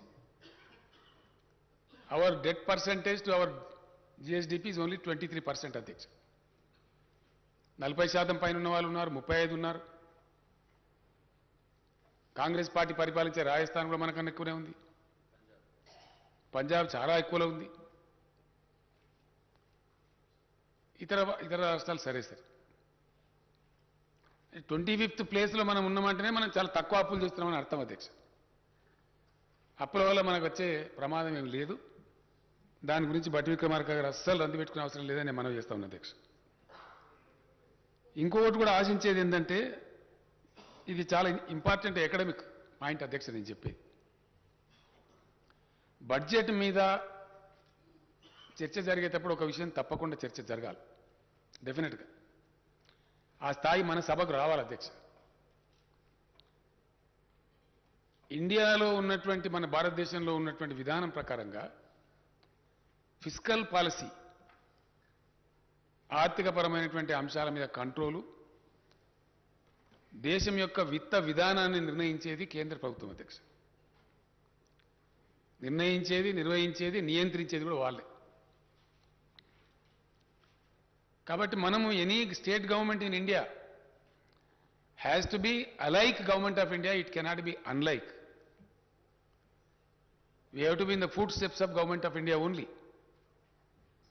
చిన్న కొద్ది మేరకే మనకు స్వేచ్ఛ ఉంటుంది తప్ప బ్రాడ్గా fiscal policy lies with the government of India. అక్కడ గొప్ప కనుక ఉన్నట్టయితే వ్యవహారం అంతా, దేశం అంతా గొప్పగా ఉంటుంది అధ్యక్ష. ఆ పరిస్థితి కూడా రాష్ట్రాల శాసనసభలు సమీక్ష చేయాలి. ఆ పరిణతిని రాష్ట్ర శాసనసభలు సంతరించుకోవాలి. It's very important academic point అధ్యక్ష. మన హౌస్ రికార్డులో ఉంటుంది. దానికోసం అని నేను చెప్తా ఉన్నాను. ఒక సమగ్రమైనటువంటి విశ్లేషణ అది ఆశిస్తాం అధ్యక్ష. అట్లా జరగట్లేదు. ఫర్ ఎగ్జాంపుల్, మార్కెట్ బారోయింగ్కి సంబంధించి చట్టం ఒకటి ఉంది, FRBM, fiscal responsibility budget management. దేశానికి పెద్దగా వ్యవహరించేటువంటి కేంద్ర ప్రభుత్వం, మరి ఇప్పుడున్న కేంద్ర ప్రభుత్వం, ఈ నిమిషంలో దేశాన్ని పరిపాలించే ప్రభుత్వం, వాళ్ళ పాలసీ చాలా విచిత్రమైన ధోరణులు కొన్ని కనపడతా ఉన్నాయి. క్రమశిక్షణ అనేది అంతటా పాటించబడాలి కదా అధ్యక్ష, అందరికీ ఉండాలి కదా. ఆంక్షలున్నా, పద్ధతులున్నా, ఏదున్నా మొత్తం దేశం యొక్క పరిస్థితిని దృష్టిలో పెట్టుకోవాలి. అది కనపడట్లేదు. ఇప్పుడున్న వాళ్ళ పాలసీ ఏంటంటే బలమైన కేంద్రం, బలహీనమైన రాష్ట్రాలు.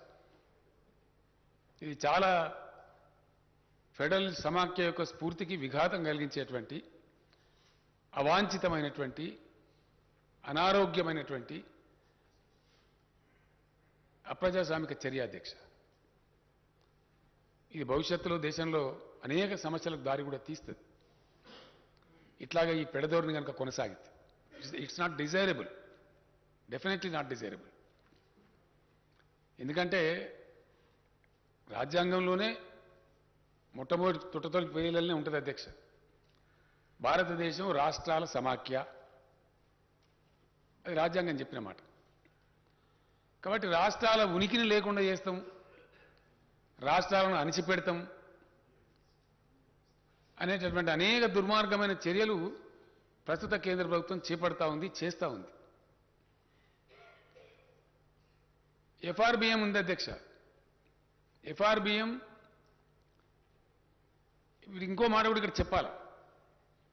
కేంద్రం యొక్క పర్ఫార్మెన్స్ మనకన్నా బాగాలేదు అధ్యక్ష, మనకన్నా చాలా దిగజారిపోయింది.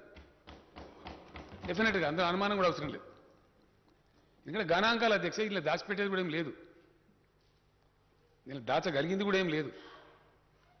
ఈ కేంద్రమే వివిధ పద్ధతులలో పార్లమెంట్లో ఎకనామిక్ స్టాటిస్టిక్స్ పెట్టినప్పుడు సభ ముందు పెట్టేటువంటి డాక్యుమెంట్స్ ఇవి దాచిపెట్టేటివి కావు. డెఫినెట్లీ కేంద్ర ప్రభుత్వం యొక్క పర్ఫార్మెన్స్ మనకన్నా చాలా బ్యాడ్గా ఉంది అధ్యక్ష, చాలా లో ఉంది. మనకు వాళ్ళకి చాలా తేడా ఉంది. పర్ క్యాపిటా ఇన్కమ్ చూసినా, జీడిపి చూసినా, ఇంకా ఏ విషయంలో చూసినా కూడా కేంద్రం పర్ఫార్మెన్స్ డిజాస్టర్స్గా ఉంది డెఫినెట్గా. కానీ వాళ్ళదేమో వాళ్ళు పెట్టే పరిమితి it's purely academic subject sir. గౌరవ సభ్యులకు తెలవాలి, యువ శాసన సభ్యులు చాలామంది ఉన్నారు. టుడే ఈ రోజుకున్న లెక్క అధ్యక్ష, ఆర్బీఐ కేంద్ర ప్రభుత్వం వెలువరించినటువంటి నివేదికల ద్వారా చెప్తున్నటువంటి మాట, వాళ్ళ debt percent to GDP is 58.5%. అంటే 58.5% వరకు కేంద్ర ప్రభుత్వం అప్పులు తీసుకున్నది. వెరసి ఈరోజు భారతదేశం యొక్క అప్పు 152 లక్షల కోట్లు. రాష్ట్రాలకు ఇచ్చేదేమో బిలో 25%. మీరు 25% మించద్దు. మరి రాష్ట్రాలకు ఇచ్చిన నీతినే కేంద్రం కూడా పాటించాలి కదా అధ్యక్ష. వాళ్ళ పైన ఇంకేం బాడీ లేదు కాబట్టి, వాళ్ళని అడిగేవాళ్ళు లేరు కాబట్టి, వాళ్ళేమో ఇష్టం వచ్చినట్టు నిధుల సమీకరణ చేస్తారు, రాష్ట్రాలను మాత్రం తొక్కి పెడతారు.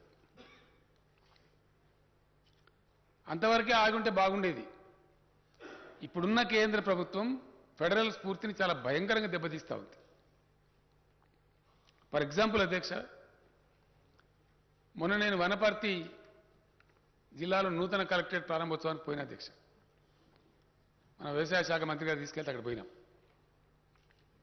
ఆ సందర్భంలో అక్కడ ప్రజలు కోరినారు, ఒక రోడ్డు వేయాల్సిన అక్కడ ఉంది. చిన్న లీనియర్ రోడ్, అంత పెద్ద గొప్ప రోడ్డు కూడా కాదు, దానికి ఏమి 100 ఎకరాలు తీసుకునే అవసరం కూడా లేదు. కొద్దిపాటి అడవి భూమి తీసుకోవాలి, మధ్యలో ఉంది. నిన్న మొన్నటి వరకు రాష్ట్రానికి ఉన్న అధికారం అధ్యక్ష 5 హెక్టార్స్ వరకు ప్రజల అవసరాల కోసం ఒక రోడ్డు కానీ, ఒక ఇరిగేషన్ కాలువ కానీ, ఏదో కాలనీ నిర్మాణం కానీ, మరొకటి కానీ 5 హెక్టార్స్ వరకు మనం వాడుకునే అవకాశం మనకున్నది. ఇప్పుడున్న కేంద్రం దాన్ని తగ్గించి కోతబెట్టి ఓన్లీ 1 హెక్టార్ తెచ్చారు. ఇది సమాఖ్య స్ఫూర్తికి విఘాతం కలిగిస్తుందా? సమాఖ్య స్ఫూర్తిని పెంపొందిస్తుందా? భారతదేశం రాష్ట్రాల సమాహారం అనే రాజ్యాంగ స్ఫూర్తికి విఘాతం కలిగిస్తుందా? ఇది సమీక్ష చేయాల్సిన అవసరం ఉంది. ఈడ ప్రతిపక్షం అధికార పక్షం అనే భేదం లేకుండా రాష్ట్రాల శాసనసభలు ఇటువంటి విషయాలను, ఫెడరల్ స్ఫూర్తికి విరుద్ధంగా జరిగేటువంటి విధానాలను ముక్త కంఠంతో, ఏకకంఠంతో మనందరం కూడా ఖండించాల్సిన అవసరం ఉందని నా అభిప్రాయం అధ్యక్ష. All states in India, all legislatures in India must debate on this point, because the very spirit of federalism is in danger. చాలా ఘోరమైన పనులు జరుగుతూ ఉన్నాయి. చివరికి అధ్యక్ష రాష్ట్రాలలో ఆల్ ఇండియా సర్వీస్ అధికారులు పనిచేస్తారు. మనం 3 రకాలుగా ఉంటారు ఆల్ ఇండియా సర్వీస్ ఆఫీసర్స్ రాష్ట్రాల పరిధిలో ఉన్నప్పుడు. సరే, మరొకటి కూడా ఉంటుంది ఇండియన్ ఫారిన్ సర్వీస్, అది వేరే. ఐఏఎస్, ఐపీఎస్, ఐఎఫ్ఎస్ అధికారులు మన దగ్గర పనిచేస్తారు అధ్యక్ష. వీళ్ళు రాష్ట్ర ప్రభుత్వం యొక్క పాలసీ మేకింగ్లో, పొలిటికల్ బ్యూరోక్రసీకి ఇచ్చే గైడెన్స్లో చాలా ప్రధాన భూమిక పోషిస్తారు అధ్యక్ష. రాజకీయ ప్రభుత్వాలు మారినా వాళ్ళు కంటిన్యూస్గా ఉంటారు కాబట్టి రాష్ట్రం యొక్క స్థితిగతులు చక్కటి పద్ధతిలో పోవడానికి మార్గదర్శనం చేస్తూ ఉంటారు. అందుకే దేశం వాళ్ళకి అంత ఉన్నత స్థాయి డిగ్రీ ఇచ్చి గౌరవం ఇచ్చింది. వాళ్ళు ఏ రాష్ట్రంలో ఏ పాలసీ ఉంటుందో, అక్కడ అవసరాలు ఉంటాయో దానికి అనుగుణంగా వాళ్ళు పనిచేస్తారు అధ్యక్ష. దానిలో మమేకమై పనిచేస్తారు. They are once allotted to a cadre, they are part of the state government. ఇక్కడనే ఎండ్ ఆఫ్ ద సర్వీస్ దాకా పనిచేస్తారు, రిటైర్ అవుతారు. ఆ విధంగా ఉంటుంది. అంటే రాష్ట్రంతో పూర్తిగా వాళ్ళ జీవితం ముడిపడి ఉంటుంది. చాలామంది అధికారులు చాలా ఎమోషనల్ కూడా పనిచేస్తారు అధ్యక్ష. హై కమిట్మెంట్స్ ఉండే వాళ్ళు ఉంటారు. వాళ్ళను కూడా ఈరోజు కేంద్రం రూల్ మారుస్తాం, ఏ రాష్ట్రంలో ఉన్న ఏ అధికారినైనా సరే ఎప్పుడు పడితే అప్పుడు వాపసు తీసుకునేటట్టు పిలిపించుకునే అధికారం మేము పెట్టుకుంటామని చెప్పి మీ గొంతు కోస్తామని రాష్ట్రాలని అడిగింది అధ్యక్ష కేంద్ర ప్రభుత్వం. ఇట్లా చేద్దామనుకుంటున్నాం, మీ అభిప్రాయం ఏందని. మేమైతే చాలా బలంగా చెప్పినాం, ఇది చాలా దుర్మార్గమైన చర్య, మంచిది కాదు, please drop this idea, it's not correct. All India service అధికారులను కూడా ఒక అభద్రతకు లోను చేసేటువంటి, వాళ్ళ చెప్పు చేతల్లో పెట్టుకునేటువంటి, ఫెడరల్ స్ఫూర్తికి విఘాతం కలిగించేటువంటి తీవ్రమైనటువంటి కథ అధ్యక్ష. అధ్యక్ష, ఇంకోటి కూడా చెప్పాల్సిన అవసరం ఉంది ఈ సందర్భంలో, అవసరమని నేను భావిస్తా ఉన్నాను.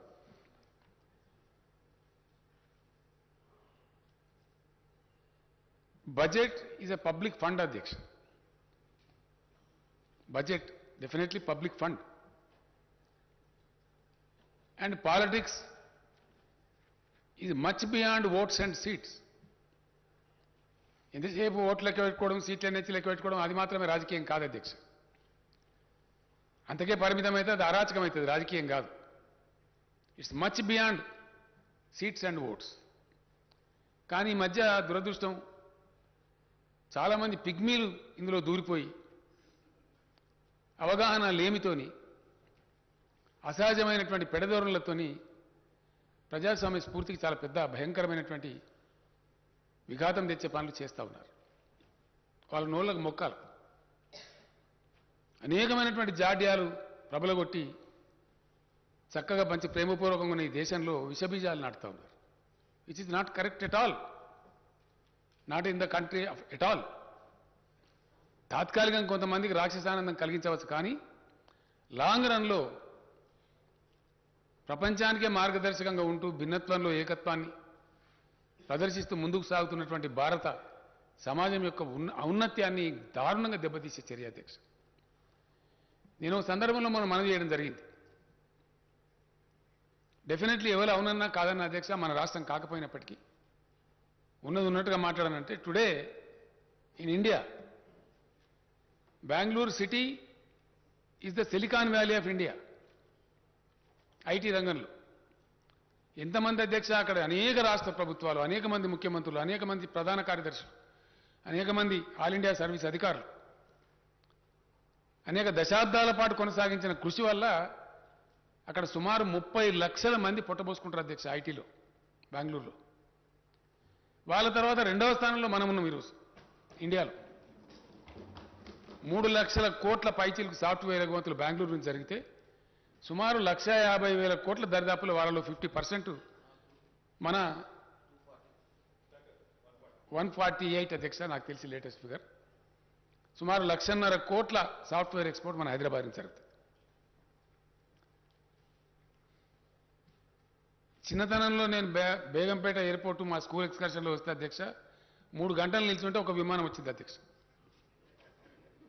3 గంటలు.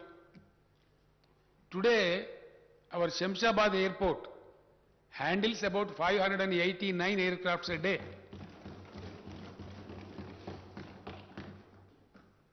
ఎక్కడి నుంచి ఎక్కడ పోయింది? మనం ఇప్పుడు కలకత్తాను మద్రాసును దాటి 4వ స్థానంలో ఉన్నాం అధ్యక్ష ఎయిర్ ట్రాఫిక్లో మన హైదరాబాద్ ఎయిర్పోర్ట్. ఇదంతా ఎట్లా సాధ్యమైతే సార్ ఇది? బెంగళూరు సిలికాన్ వ్యాలీ అయినా హైదరాబాద్ సెకండ్ ప్లేస్లో ఉన్నా మన తర్వాత 3వ స్థానంలో పూనా పురోగమిస్తున్నా ఎట్లా సాధ్యమవుతుంది? Hyderabad is also very famous for pharma industry. దానికోసమే మనం ఫార్మా సిటీ పెట్టుకున్నాం. ప్రపంచవ్యాప్తంగా ఎంత పెద్ద ఫార్మా కంపెనీ అయినా సరే జస్ట్ లైక్ దట్ వచ్చి హైదరాబాద్ స్టార్ట్ చేయొచ్చు. ఎట్లా సాధ్యమవుతుంది అది? ఎక్కడ పడితే అక్కడ కాదు అధ్యక్ష, అంత ఈజీ కాదు. దానికి ఒక ఎక్కువ బిల్డ్ కావాలి, ఒక వాతావరణ కల్పన జరగాలి. అందుకు అవసరమైన టూల్స్ అంటే అందులో పనిచేయగలిగే శక్తి సామర్థ్యం ఆ స్కిల్స్ ఉన్నటువంటి వర్క్ ఫోర్స్ కావాలి.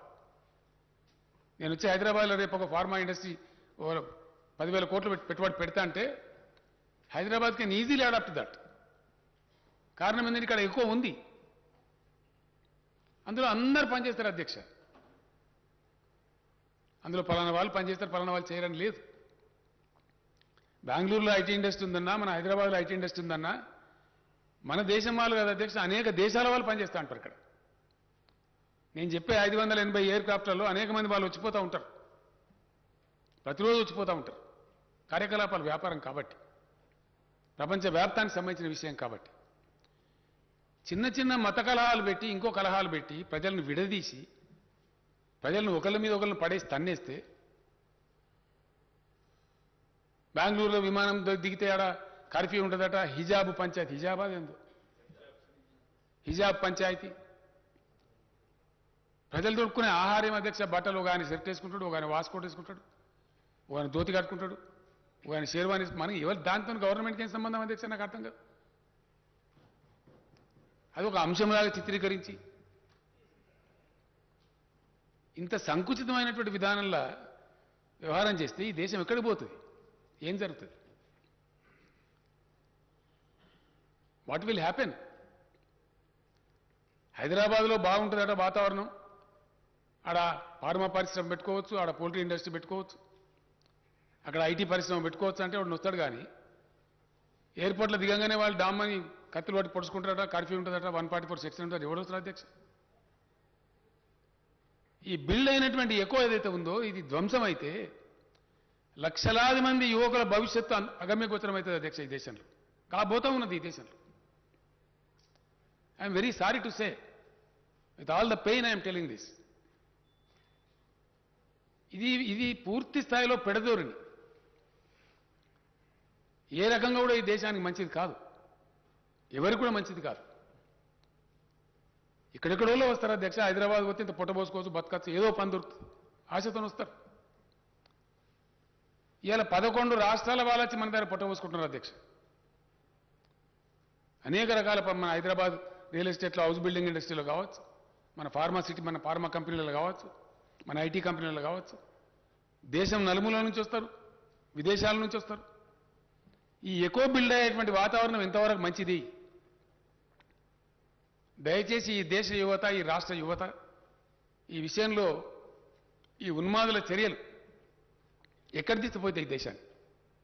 ఎంతవరకు ఇది సమంజసం? ఎన్నో దశాబ్దాల తరబడి అనేక మంది శ్రమ మీద, అనేక వ్యయ ప్రయాసాల గురించి నిర్మితమైనటువంటి ఈ వాతావరణాన్ని కలుషితం చేస్తే ఏం జరగబోతుంది ఈ దేశానికి? దీని మీద కూడా తీవ్రమైనటువంటి చర్చ జరగాల్సిన అక్కర ఉంది అధ్యక్ష. Yes I say, I would like to be on record. మనకంటే ఆర్థిక నిర్వహణలో దేశం పరిస్థితి చాలా దారుణంగా ఉంది. సింపుల్ మాట అధ్యక్ష, 2014లో అప్పుడు యూపీఏ గవర్నమెంట్ ఉండేది. యూపీఏ గవర్నమెంట్ మీద నానా రకాల నిందలు మోపి రకరకాల వ్యాఖ్యానాలు ప్రచారం చేసి ఇప్పుడున్న ప్రభుత్వం అధికారంలోకి వచ్చినది. దేశ ప్రజల పరిస్థితి ఏమైపోయిందంటే అన్నవస్త్రానికి పోతే ఉన్నవస్త్రం పోయిన కాడికి వచ్చింది. వాళ్ళ పర్ఫార్మెన్సే బాగలేదని వీళ్ళకు ఓట్లేసారు అధ్యక్ష. మొత్తం క్రాష్ అయిపోయింది దేశం. ఎస్, యూపీఏ పీరియడ్లో ఉన్న పరిస్థితి కూడా దిగదారిపోయింది ఇప్పుడు. డెఫినెట్గా వాళ్ళు ఇది కేంద్రం ఇచ్చే గణాంకాలు అధ్యక్ష, నా కవిత్వం కాదు ఇది. ఆ రోజు గ్రోత్ 8% ఉంటే ఈరోజు 6% పడిపోయింది. కేంద్ర ప్రభుత్వం బడ్జెట్లో నిన్నగాక మొన్న చెప్పిన లెక్క ఇప్పుడు ఇంకా ఆనుంది, సెషన్ జరుగుతూ ఉంది. ఆర్థిక పరిస్థితి దిగజారుడు అనే దానికి సాకు కరోనా కాదు అధ్యక్ష. Much before corona pandemic, the decline in the financial progress of the country has taken place. It's a fact. అంటే ఎట్లుంటుందంటే అధ్యక్ష, ఇవాళ మన జీడిపి, మన జిఎస్డిపి, జీడిపి అంటే జిఎస్డిపి అంటే కన్ఫ్యూజన్ ఏం లేదు అధ్యక్ష. ఇక్కడ స్టేట్ వస్తుంది కాబట్టి జిఎస్ యాడ్ అవుతుంది అంతే. జీడిపి అంటే గ్రాస్ డొమెస్టిక్ ప్రొడ్యూస్, జిఎస్డిపి అంటే గ్రాస్ స్టేట్ డొమెస్టిక్ ప్రొడ్యూస్, అంతే తేడా. ఒకటే, సేమ్ జీడిపి కిందనే లెక్క. Today our GSDP we have grown from where to where. 4.5 లక్షల కోట్ల నుంచి 11.5 లక్షల కోట్లకు మనం పెరిగినాం అధ్యక్ష. It's very good rise, mercuric rise. At the same time అర్థం చేసుకుని అర్థమవుతుంది అధ్యక్ష,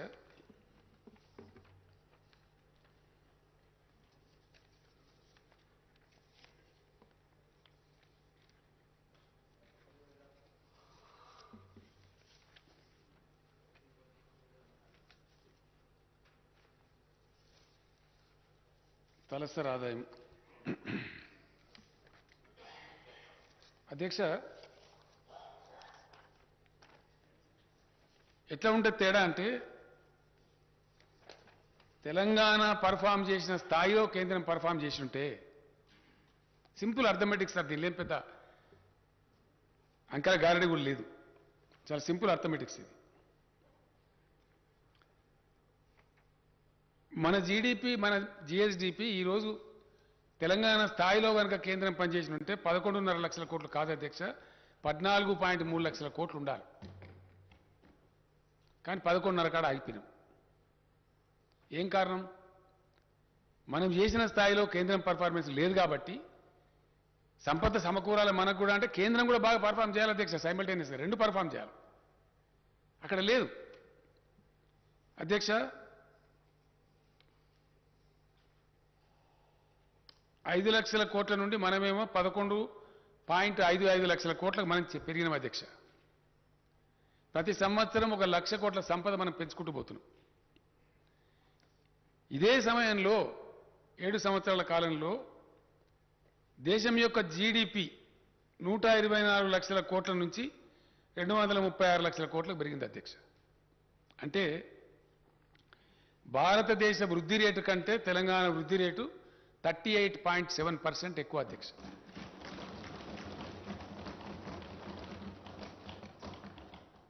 ద గ్రోత్ రేట్ మన పర్సెంటేజ్ 38.7% కేంద్ర ప్రభుత్వ పర్ఫార్మెన్స్ కంటే ఎక్కువ. ఇది కేంద్రం చెప్పిన లెక్క అధ్యక్ష, మా లెక్క కాదు.